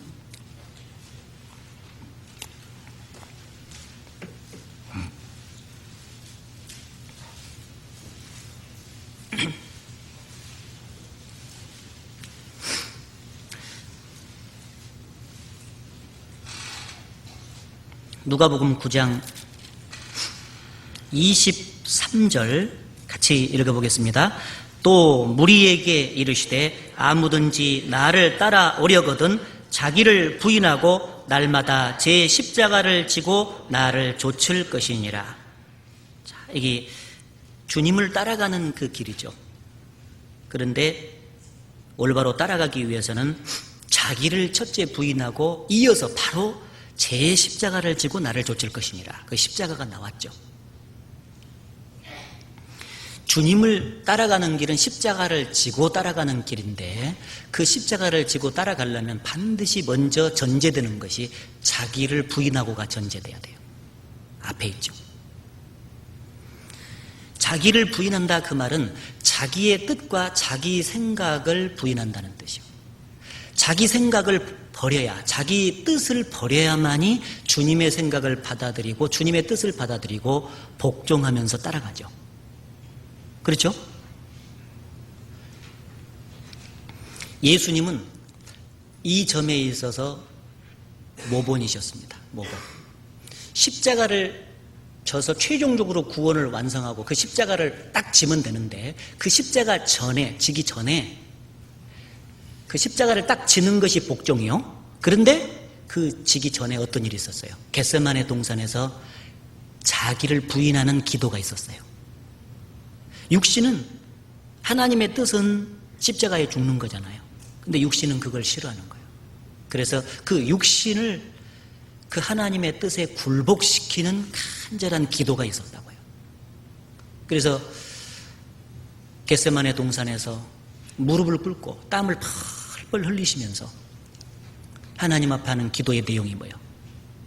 아버지여, 내 원대로 마옵시고 아버지의 원대로 되기를 원하나이다. 내 원대로 마옵시고 자기를 부인하는 거죠. 자기 부인해야 아버지의 원대로 되기를 원하나이다 하는 복종이 이루어지는 것입니다. 아버지, 내 아버지, 이 잔을 내게서 옮기시옵소서. 그러나 아버지, 내 원대로 마시고 아버지 원대로 행하시옵소서. 아버지, 내 아버지. 간절한 기도. 이 예수님이 자기를 부인하고 온전한 복종을 이루기 위해서 겟세마네 동산에서 그렇게 간절히 기도했다면 우리의 삶 속에서 우리의 육체를 복종시키고 자기 생각을 굽히고 주님께 복종하기 위해서 정말 간절한 기도가 필요할 거예요. 이 육신이라고 하는 것은 절대 하나님의 법에 굴복을 않습니다. 로마서 8장에 보면은 육신의 생각은 사망이요 영의 생각은 생명과 평안이라. 육신에 있는 자들은 하나님을 기쁘시게 할 수 없느니라. 하나님의 법에 굴복지 아니할 뿐만 아니라 할 수도 없습니다. 육신은 굴복하기를 싫어해요. 그래서 저부터 시작해서 여기 앉아 계신 모든 형제자매들 속에 하나님의 법에 굴복지 않고 싶어하는 그 속성이 강하게 이 속에 있습니다. 그것을 부인하고 굴복시켜줘야 되죠. 십자가에 죽었다라고 하는 것을 적용시키면 내가 죽었구나. 그때 죽을 때 아까 그랬죠. 세상에 대해서도 죽었지만 무엇도 죽었냐면 내 의지, 내 계획, 내 뜻대로 하고 싶어하는 성향, 그것도 그때 죽은 거예요. 죽었으면은 끝난 거잖아요. 그러니까 그걸 적용시켜야 되죠. 죽었는데 또 내 생각이 살아난다. 내 뜻대로 안 돼도 되는데 왜 내 뜻대로 하고 싶은 충동이 이렇게 강할까? 난 죽었는데 자꾸 적용시켜줘야 되죠.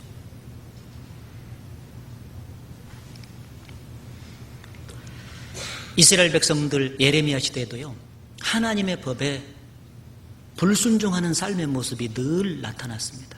그래서 예레미야를 통해서 하나님께서 그들에게 말씀하실 때 네가 옛적부터 내 멍에를 끊고 내 결박을 끊으며 말하기를 나는 순복치 아니하리라. 시편 2장에 보게 되면 우리가 그 맨 것을 끊고 그 결박을 벗어버리자 하도다. 하나님의 법인 말씀이요 멍에고 결박이거든요. 사람은 그 하나님의 법인 말씀과 그 하나님의 말씀의 법인 그 말씀에 결박되고 그리고 그 멍에 아래 있을 때 진정한 자유와 평강이 있고 축복이 있어요. 근데 자꾸 육신은 그것을 벗어버리자 그러거든요. 나는 그 하나님의 말씀이라는 그 법 아래 있고 싶지 않다. 이 멍에를 누가 벗겨줄꼬 라고 육신은 자꾸 말해요. 근데 우리는 그걸 거부해야 되거든요. 그러니까 십자가는 인기가 없는 거예요. 진짜 그래요.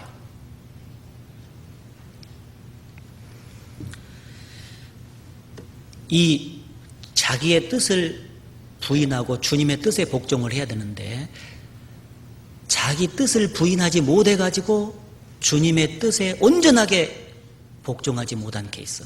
그래서 십자가의 길을 계속해서 걸어가지 못했던 케이스, 그 중에 대표적인 케이스가 마귀죠. 첫 번째 그 마귀는요, 하나님의 천사로 부름을 받았잖아요. 그렇죠? 그런데 하나님의 법 아래 있기를 싫어했잖아요. 그래서 결국은 거절하고 하나님처럼 되려다가 쫓겨났습니다. 불순종의 길을 첫 번째로 걸었잖아요. 그래서 그 마귀가 공중의 권세 잡은 자로 이 세상에 주둔해가지고요, 세상 사람들의 육신을 충동질해서 자꾸 하는 것이 불순종을 이끌어내는 거거든요. 첫 번째 에덴 동산에서 아담에게 불순종을 이끌어냈잖아요. 한 사람의 순종치 아니함으로 많은 사람이 죄인 된 것 같이, 하여튼 하나님의 법을 불순종하는 것에서는 반드시 그 당시에는 결과가 바로 안 나타나는 것처럼 보이지만 결과는 항상 안 좋습니다. 이스라엘 백성들에게 순종복 불순종 저주를 명령하셨기 때문에요, 그것이 지금도 우리 생애 속에 이루어져요. 하나님의 말씀을 불순종하면 반드시 결과가 안 좋아요. 많은 사람 죄인 만들어버렸죠. 아담 한 사람의 불순종으로. 명심해야 됩니다. 우리도 생활 속에서 불순종을 할 때 그렇게 돼요. 사사시대에는 그때의 왕이 없으므로 사람들이 자기 소견에 옳은 대로 행하였더라. 자기 소견에 옳은 대로 행하면 그게 죄가 됩니다. 그리고 영적인 암흑시대가 옵니다. 그래서 사사시대에 자꾸 이방 강대국들에게 짓밟힘을 당했잖아요. 하나님 말씀 불순종해가지고 잘 되는 일이 없죠. 사울은 순종도 했다고 하지만 부분적인 불순종을 저질렀어요. 부분적인 불순종도 불순종입니다. 아말렉을 진멸하라고 하나님께서 명령하셨는데 자기 보기에 별 가치 없는 것은 다 진멸했어요. 근데 자기 보기에 가치 있는 것들은 남겼어요. 하나님의 말씀을 불순종한 거잖아요. 우리가 주님 십자가를 지고 복종의 길을 따라가는데요, 어떤 때는 이해가 돼요. 이해가 되는 때는 순종을 해. 근데 내 생각으로 이해가 적어서는 안 돼. 그것은 불순종하려는 기질이 우리 속에 있다 그거예요. 그러면 왜 하나님께서 그런 환경을 주셨을까? 순종의 길을 걸어가라고. 그걸 자꾸 보시는 거죠. 그 사울 왕의 경우가 사무엘상에 나와 있는데 사무엘상 15장을 찾아보시죠. 사무엘상 15장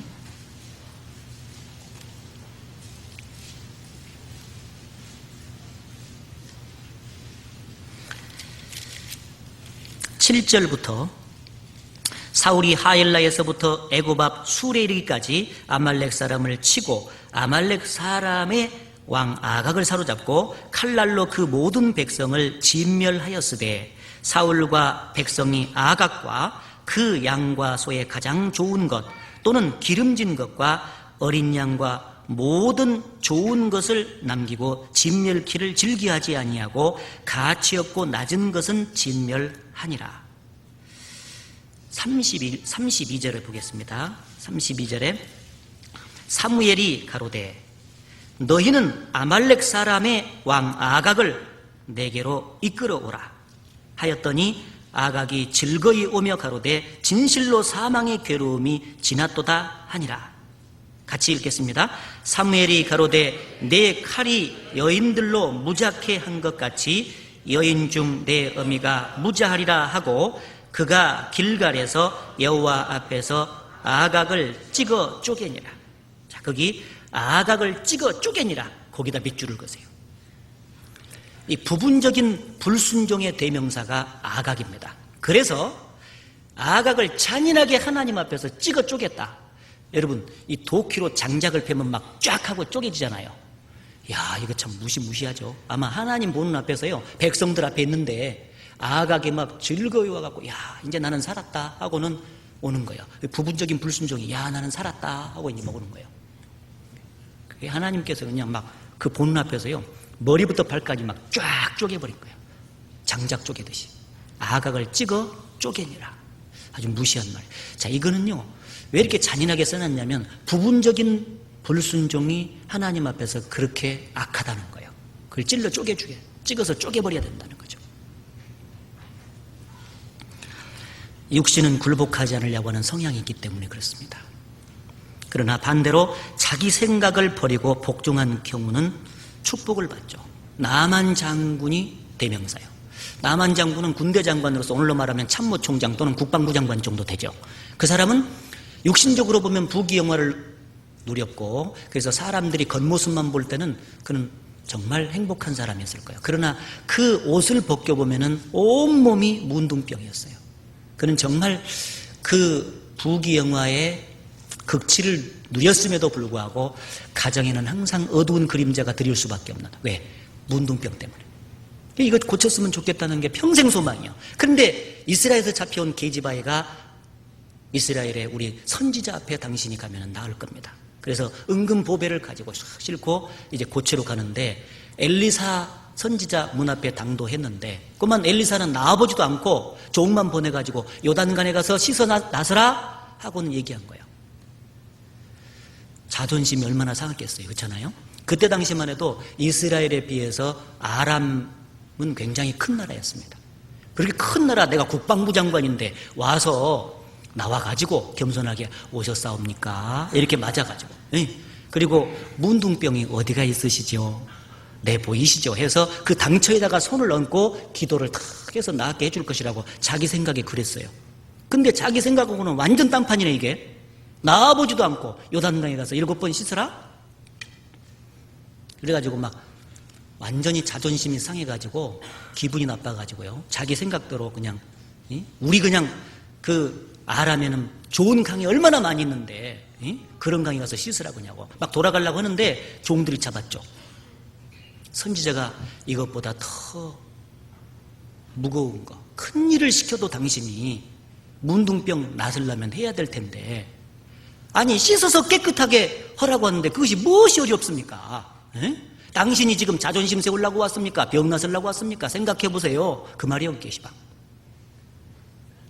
가만히 생각해 보니까 자존심 세우려고 온 게 아니잖아요. 병 낫으려고 왔잖아. 그래서 자기 생각을 돌리죠.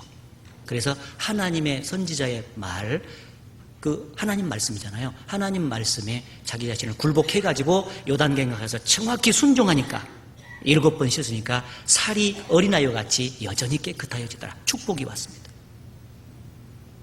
항상 자기 생각이 방해가 되는데 그걸 굴복하면 축복이 와요. 꼭 그걸 우리가 가슴속에 새겨야 됩니다.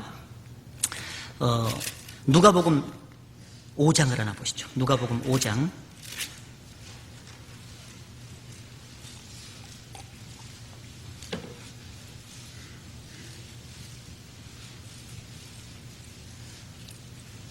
누가복음 5장 4절. 말씀을 마치시고 시몬에게 이르시되 깊은 데로 가서 그물을 내려 고기를 잡으라. 시몬이 대답하여 가로되 선생이여 우리들이 밤이 맞도록 수고를 하였을 때 얻은 것이 없지만은 같이 읽겠습니다. 말씀에 의지하여 내가 그물을 내리이다 하고 그리한즉 고기를 애운 것이 심이 많아 그물이 찢어지는지라. 이건 너무나 잘 아는 말씀이죠. 당시 갈릴리 바다의 깊은 데는 물고기가 없습니다. 상식적인 선에서는 깊은 데는 물고기가 전혀 없는 곳이에요. 실제로도 그래 왔어요. 그런데 예수님께서는 그 상식적으로 이해가 안 되는 말씀을 명령으로 하신 거예요. 깊은 데로 가서 그물을 내려 고기를 잡으라. 주여 우리가 밤이 맞도록 수고를 했잖아요. 그런데 깊은 데로 가서 그물을 내려, 그 상식적으로 이해가 안 되는 소리 좀 하지 마세요 하면은 그냥 복을 못 받아요. 근데 뭐라고 했어요? 밤이 맞도록 수고를 하였을 때 얻은 것이 없지만은 우리 상식과 경험으로는 그게 안 맞는 말이지만은 그 말이요. 하나님의 말씀에 의지해서 순종해서 그물을 내리다 하고 진짜 가서 순종을 진짜 했습니다. 하니까 그물이 찢어지도록 고기가 잡힌 거예요. 축복을 받은 거죠. 왜 상식적인 경험으로는 이해가 안 되는 그 명령을 제자들에게 하신 겁니까? 이유가 있습니다. 3가지의 목적이 있는데, 첫째는 이 성경에 나타나시는 주님은 상식을 뛰어넘어서 환경을 바꿀 수 있는 전능하신 능력을 갖고 계신 분이라는 것을 믿을 수 있도록 해주기 위해서, 환경과 상관없이, 상식과 상관없이 그것을 뛰어넘어서 그 환경을 완전히 바꿔버릴 수 있는 능력이 있는 분이 주님이라는 것을 그들에게 믿게 해주려고. 예수님은 바로 창조주 하나님이셨잖아요. 그것을 그들이 못 믿으면 주님을 따라가기가 어렵잖아요. 그래서 그걸 믿게 해주려고.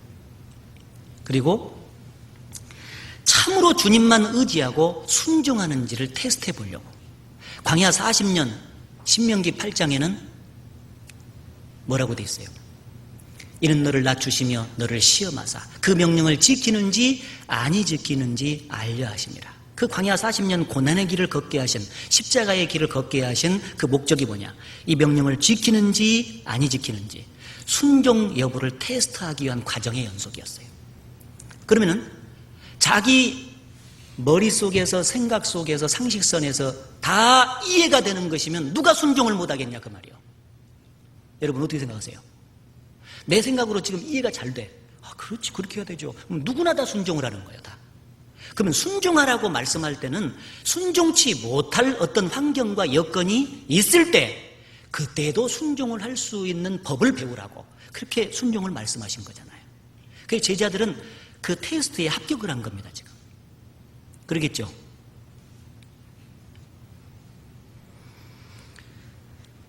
그리고 세 번째 목적이 있다면 자기 생각과 경험만 의존하고 살아가는 데는 결과가 항상 없다.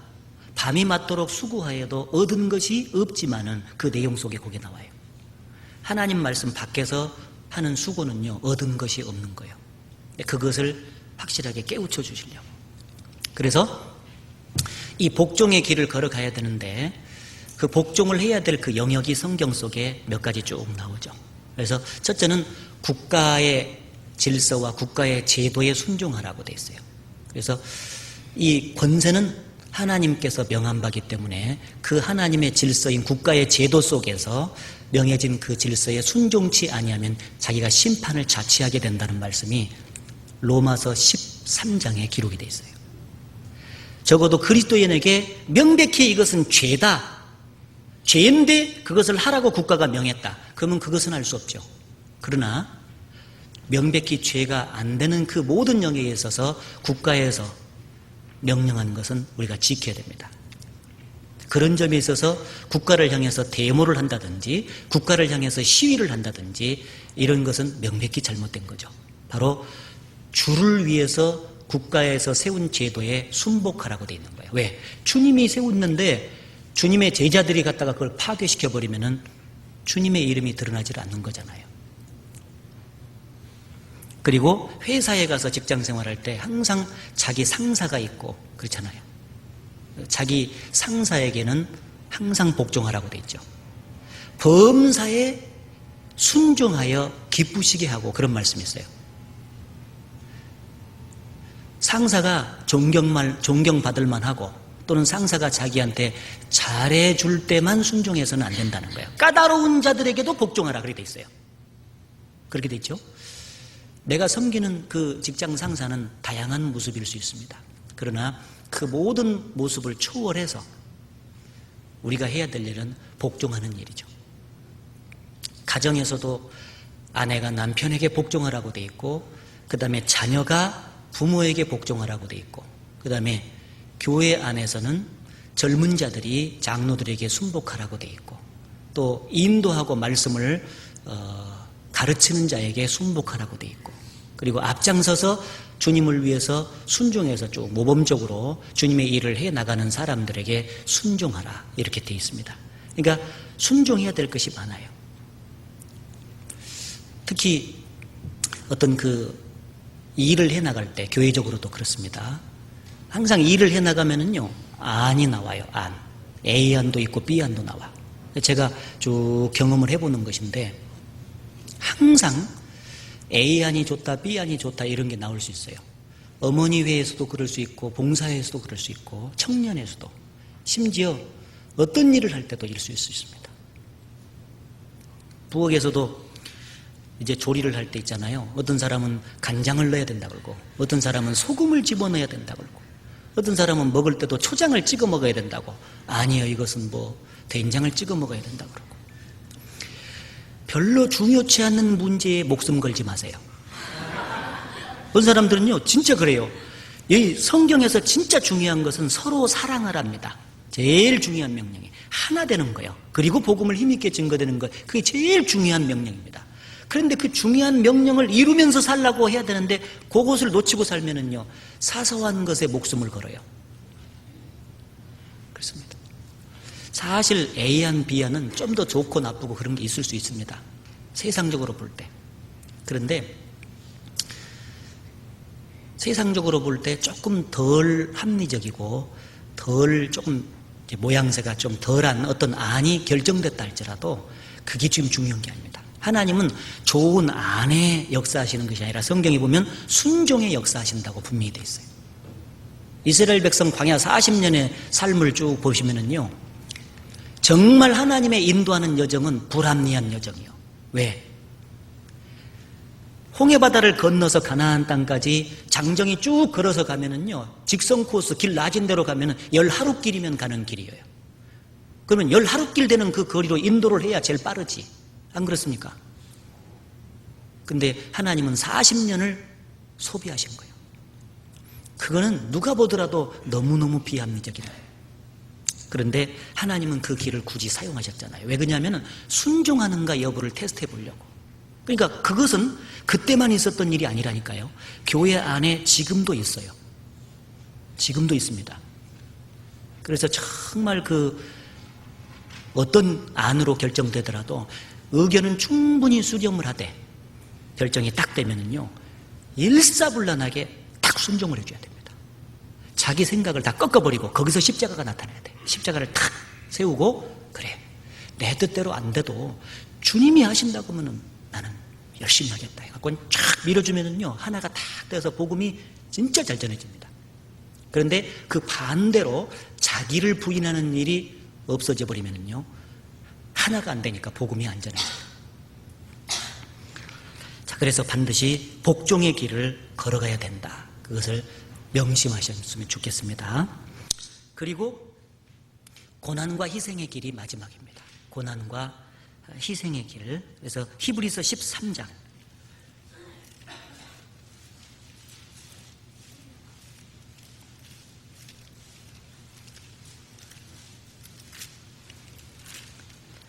13장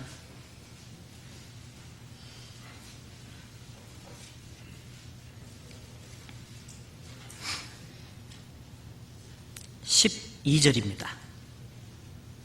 12절, 13절을 같이 읽겠습니다. 그러므로 예수도 자기 피로써 백성을 거룩해 하려고 성문 밖에서 고난을 받으셨느니라. 그런즉 우리는 그 능욕을 지고 성문 밖으로 그에게 나아가자. 여기 우리를 거룩해 하려고 성문 밖에서 고난을 받으셨느니라. 십자가를 지셨느니라, 그 말이죠. 그렇기 때문에 우리를 위해서 십자가를 졌기 때문에 우리도, 그런즉 우리는 그 능력을 지고, 십자가가 능력 지는 거잖아요. 고난받고 희생의 길입니다. 그걸 지고 영문 밖으로 또 그에게 나아가자. 주님을 쫓아가는 길이 그 고난의 길이고 희생의 길이다 하는 것을 알 수가 있습니다.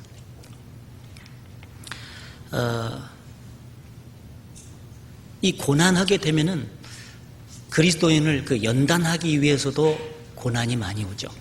그래서 인생 전체를 고난의 길이라고 하는 것을 욥기서에 보면 인생은 고난을 위해서 났나니 불티가 위로 나름 같다 그랬죠. 이 불티 나는 거 보셨어요? 이 불을 떼면은 옛날에요, 불티가 막 올라오는데 그냥 쭉 올라가는 게 아니라 조금 쭉 올라가도 바람이 조금만 불어버리면요, 이렇게 올라가죠. 이게 흔든다 그 말이에요. 인생길을 살다 보면은 흔드는 일이 많아요. 마음을 흔들고 우리의 삶을 뒤흔드는 그 문제적인 요소들이 많아. 그러니까 그것을 겪는 입장에서는 고난이죠. 예. 인생이 어떤 목적지를 향해서 나아가는 항해자와 같다고 그랬는데, 여러분 배를 타고 가다 보면은 바람이 불어서 물결이 있는데 한 번 파도가 치고 마는 게 아니잖아요. 보면은 막 계속 파도 출렁출렁 이 고난이 많아요. 너희가 하나님의 나라에 들어가려면 많은 환난을 겪어야 하리라. 그 말씀대로 특히 그리스도인은 그 중에서도 고난이 많아요. 대표적으로 두 가지죠. 인격을 단련시키기 위해서 찢기를 제거하려면 반드시 고난이 있어야 돼요. 그가 아들이시라도 받으신 고난으로 순종함을 배워서, 인격의 최고봉이 순종인데 그것이 되려면 고난이 반드시 와야 돼요. 그러니까 찌꺼기를 제거하기 위해서 그것을 많이 허락하시는 거예요. 동시에 십자가를 지고 간다는 의미에서의 진정한 고난은 뭐냐면 신앙을 지키고 복음을 전하는 가운데서 오는 고난이에요. 그 인격적인 단련용이 아니고요. 진짜 성경에서 여기서 말하는 고난은 무슨 고난이요? 믿음을 지키고 말씀대로 순종을 하려면 어려움이 많아요. 신앙적인 것을 지키고 그다음에 복음을 전하는 가운데 많은 핍박이 오거든요. 심지어 죽기까지 하거든요. 복음 전하다가. 그러니까 신앙을 지키고 복음을 전하는 데서 오는 그 고난이 진정한 의미의 고난입니다. 성경에서 말하는. 그걸 우리가 지고 가야 된다 그 말이에요. 그것을 절대 회피해서는 안 된다는 거죠. 앞서간 그 믿음의 선지는 예수 그리스도 이후에 사도시대부터 지금까지, 어제도 우리가 같이 말씀 배웠지만은요, 정말 고난의 연속이었습니다. 바울은 만물의 찢기같이 여김을 받으면서 고난을 받았어요. 복음 전하는 과정 속에서 그랬죠. 우리도 그 신앙적으로 믿음을 지키기 위해서 반드시 그 일이 있다는 거죠. 그런데 그 고난이 올 때 어떤 자세로 맞아야 되는가, 그게 참 중요한 거예요. 그 베드로전서 4장에서 교훈을 받아보죠. 베드로전서 4장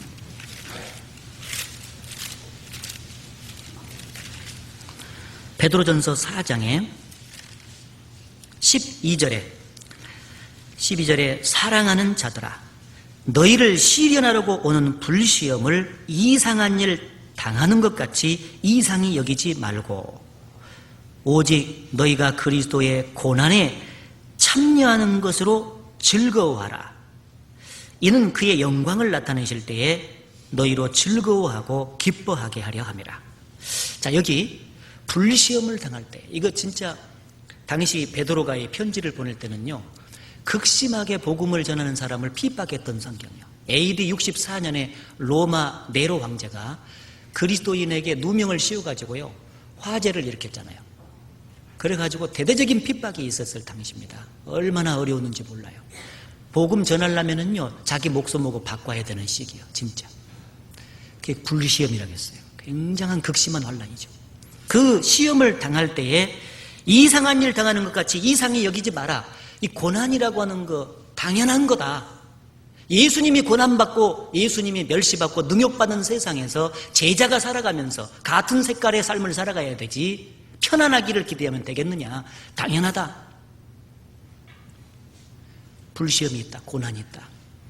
오히려 그 시험이 왔을 때 피한다든지 신세타령한다든지 의기소침한다든지 낭망한다든지 그래서는 안 되고 당연한 것으로 여기고 오히려 즐거워하고 기뻐하라. 왜 고난을 당할 때 즐거워하고 기뻐하라고 말씀하셨고 우리가 그렇게 할 수가 있습니까? 왜? 거기 보면은요, 13절에 그랬잖아요. 너희가 그리스도의 고난에 참여한 것으로 즐거워하라. 주님이 가신 그 길에 동참하는 것이기 때문에 즐거워할 수 있다는 거예요. 이 세상에서도 그렇죠. 사랑하는 사람을 위해서는요, 어떤 고난을 받아도 달게 받을 수 있어요. 예전에 그런 일 있잖아요.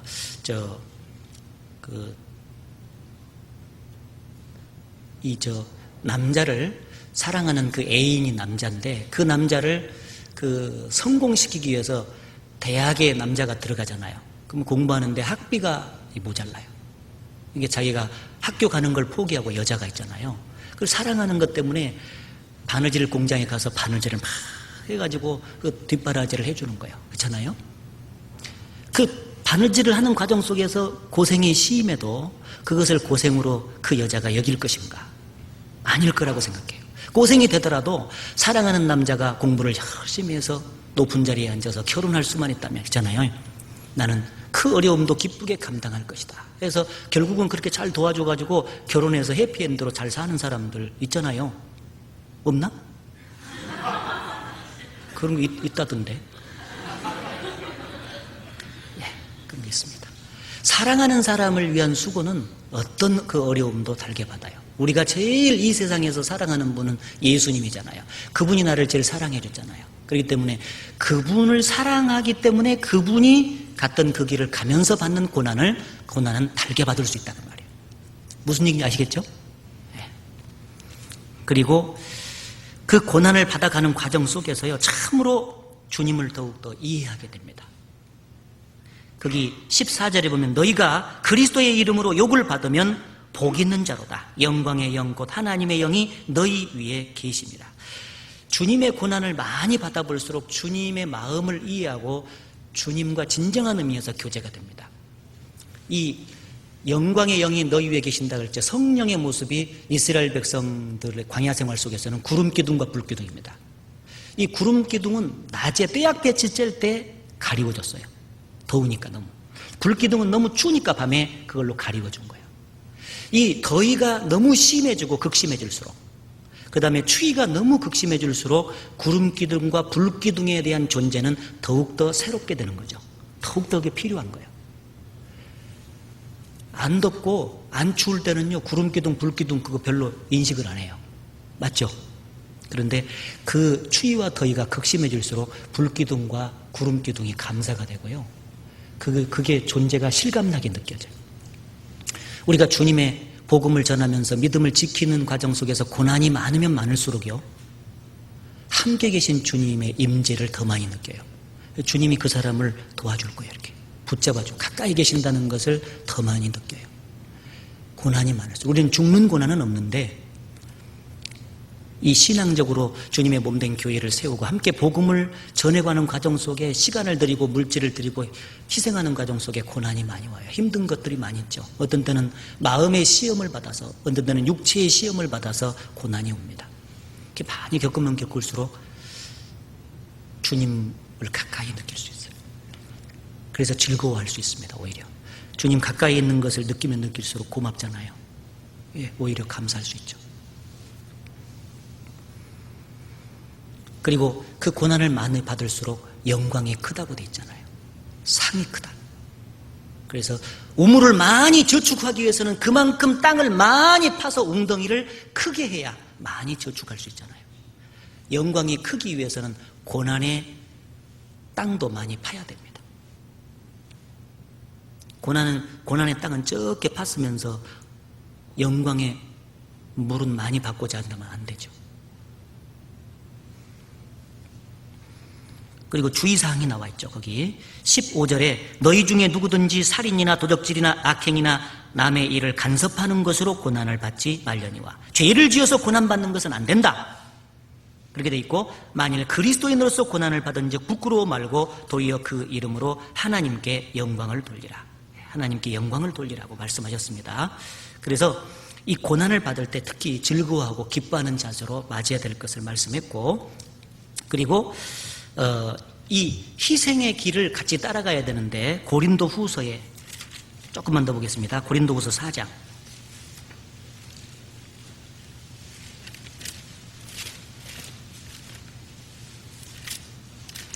고린도 후서 4장 10절.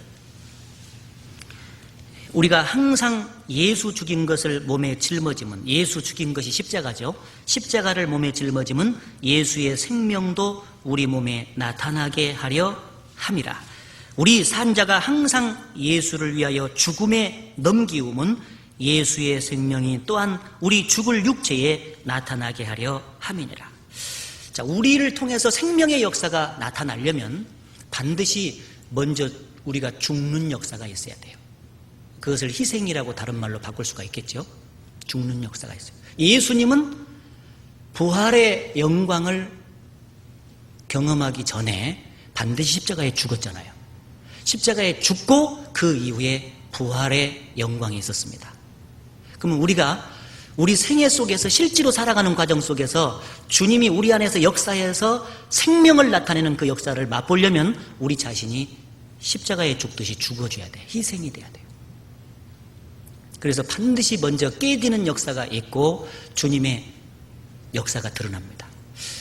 여러분, 그 마리아가 향유 옥합을 깨뜨렸죠. 향기 나기 전에, 아마 깨뜨린 위에 향기가 가득하게 드러났을 거예요. 그 향기 드러나기 전에 반드시 옥합이 깨져야 되는 역사가 있죠. 기드온 300명의 군사가 미디안 군대에서 전쟁에 이기기 위해서 특별 수단으로 갖고 있었던 것이 항아리 속의 횃불이었습니다. 그 횃불이 드러나 비침으로써 그들을 정복하기 위해서는 반드시 항아리가 먼저 깨져야 되죠. 깨지고 향기 나고 깨지고 빛이 드러나는 거예요. 야곱은 야복강 나루터에서 평생 자기 자신이 자기 생각대로 자기 이기주의던 관점대로 살아왔던 그 생애가 거기서 굴복되죠. 깨졌습니다. 천사와 씨름하는데 얼마나 이 야곱이 힘이 세든지 천사가 있잖아요. 야곱의 환도뼈를 갖다 딱 쳐버렸습니다. 깨버렸어요. 그러니까 위골이 되면서도 끝까지 나를 축복하지 않으면 내가 놓지 않겠다고. 그래서 그 야곱을 이스라엘이라는 이름으로 바꿔주고 그에게 축복을 내려주죠. 그 야곱이 정말 진정한 의미에서 영적인 축복을 받기 전에 야곱은 환도뼈가 부서지는 아픔을 경험해야 됐습니다. 희생, 그것도 역시 깨지는 희생. 깨지고 난 뒤에 역사. 이것은 생명의 역사가 나타나는 것은 공통적으로 있는 일입니다. 그래서 누가복음 14장에 보면 누구든지 나를 따라오는 자가 부모나 처자나 형제나 자매나 자기 목숨까지 미워하지 아니하면 능히 나의 제자가 되지 못하고 누구든지 모든 소유를 버리지 아니하면 능히 나의 제자가 되지 못한다. 그 버린다, 그 말은 그걸 완전히 버려버린다가 아니라요, 원어에 보면은 덜 사랑한다, 그 말이요. 덜 사랑한다. 성경 다른 곳에 보면 부모도 사랑해야 되고 자식도 사랑해야 되죠. 그렇죠? 처자도 사랑해야 되지. 이 세상에 소유를 가지고 사용을 하면서 살아가야 됩니다. 그런데 문제는 그것보다도 주님을 더 사랑해야 된다, 그 말이에요. 그러면 더 사랑하는 것을 위해서 덜 사랑하는 것이 받쳐져야 되는 거예요. 그걸 희생이라 그래요. 내가 무게중심을 주님을 사랑하는 것보다도 아까 열거했던 그것들에다가 무게중심을 가지고 더 사랑하고 있으면 더 사랑하는 그분에게 이걸 바쳐줘야 되는데 못 바치잖아요. 무슨 얘기인지 아시겠습니까? 버린다, 그 말은 덜 사랑한다는 뜻이에요. 덜 사랑하는 것은 반드시 더 사랑하는 것을 위해서 드려지도록 돼 있죠. 바쳐지게 돼 있습니다. 버리게 돼 있죠. 그래서 우리에게 주신 시간도 물질도 재능도 이 모든 것이 반드시 드려야 되는데, 주님께 희생을 잘하기 위해서는 우리의 마음가짐 속에 그 희생하는 것이 주님이 우리에게 주신 은혜의 보답이라는 것을 기억한다면 쉽게 희생을 할 수가 있습니다. 내게 있는 것 중에 받지 아니한 것이 무엇이뇨? 너희가 받았은 즉 어찌하여 받지 아니한 것처럼 자랑하느뇨? 만물이 주에게서 나오고 주로 말미암고 주에게로 돌아갑니다. 이 세상에 있는 모든 만물은 원래 없었습니다. 우리도 없었습니다. 다 없는데 하나님에게서 나와서 하나님으로 말미암아 살고 있고 하나님께로 앞으로 돌아갈 거예요. 주님 거요다. 그렇죠? 어제 배웠죠. 받은 것이기 때문에 값없이 받았으면 은혜가 되잖아요. 근데 이 세상 사람에게 없는 특별 은혜인 구속의 은혜를 우리가 더 받았어요. 그렇기 때문에 영혼의 은혜를 받은 사람은요, 우리 육신에게 필요한 물질적인 것을 그 주를 위해서 바칠 수가 있죠. 그리고 주님께 드리는 것은 손해가 아니라 축복이라는 것을 기억할 때 잘 드릴 수가 있습니다. 너희를 위해서 보물을 하늘에 쌓아두라. 너희를 위해서. 하나님께서 우리에게 주신 것들을 잘 희생해서 드리려면은, 드린다는 그 자체는 손해가 아니라, 당장은 손해처럼 생각해요. 예를 들어서 물질을 드린다고 해도 여기 얼마 있는데 이렇게 드리면 나 없네, 어찌였을까? 이러면 걱정이 되잖아요. 손해처럼 생각되는데 나중에 갚아주시니까. 그리고 먼저 믿음과 순종으로 드리는 사람은 반드시 주님께서 채워주신다는 것을 믿을 때 희생을 잘할 수 있습니다. 그래서 여호와 일의 하나님은 유명한 그 예화잖아요. 그 자기 생명보다 더 귀한 이삭을 바치라고 했을 때 주님은 아브라함은 과감하게 바쳤죠. 막 꽁꽁 묶어서 막 잡으려고 했는데 하나님께서 아브라함아 네가 네 독자라도 아끼지 아니하고 내게 바쳤은즉 네가 이제야 나를 경외하는 줄 아노라. 참 나를 사랑하는 거 맞구나. 이 아들보다도 나를 더 사랑하는 거 맞네. 그러면서 그 아들을 죽이려고 했는 그 자리에 수양을 옆에다 갖다 놨어요. 그래서 수양을 대신 잡아 죽이고, 죽였죠. 그리고 하늘의 별처럼 땅의 모래처럼 축복을 해주시겠다는 약속까지 뒤에 딱 붙였어요. 믿음과 순종으로 먼저 순종하고 드리면 하나님은 채우시는군요. 사르밧 과부를 통해서도 분명하게 주님께서 보여주셨죠.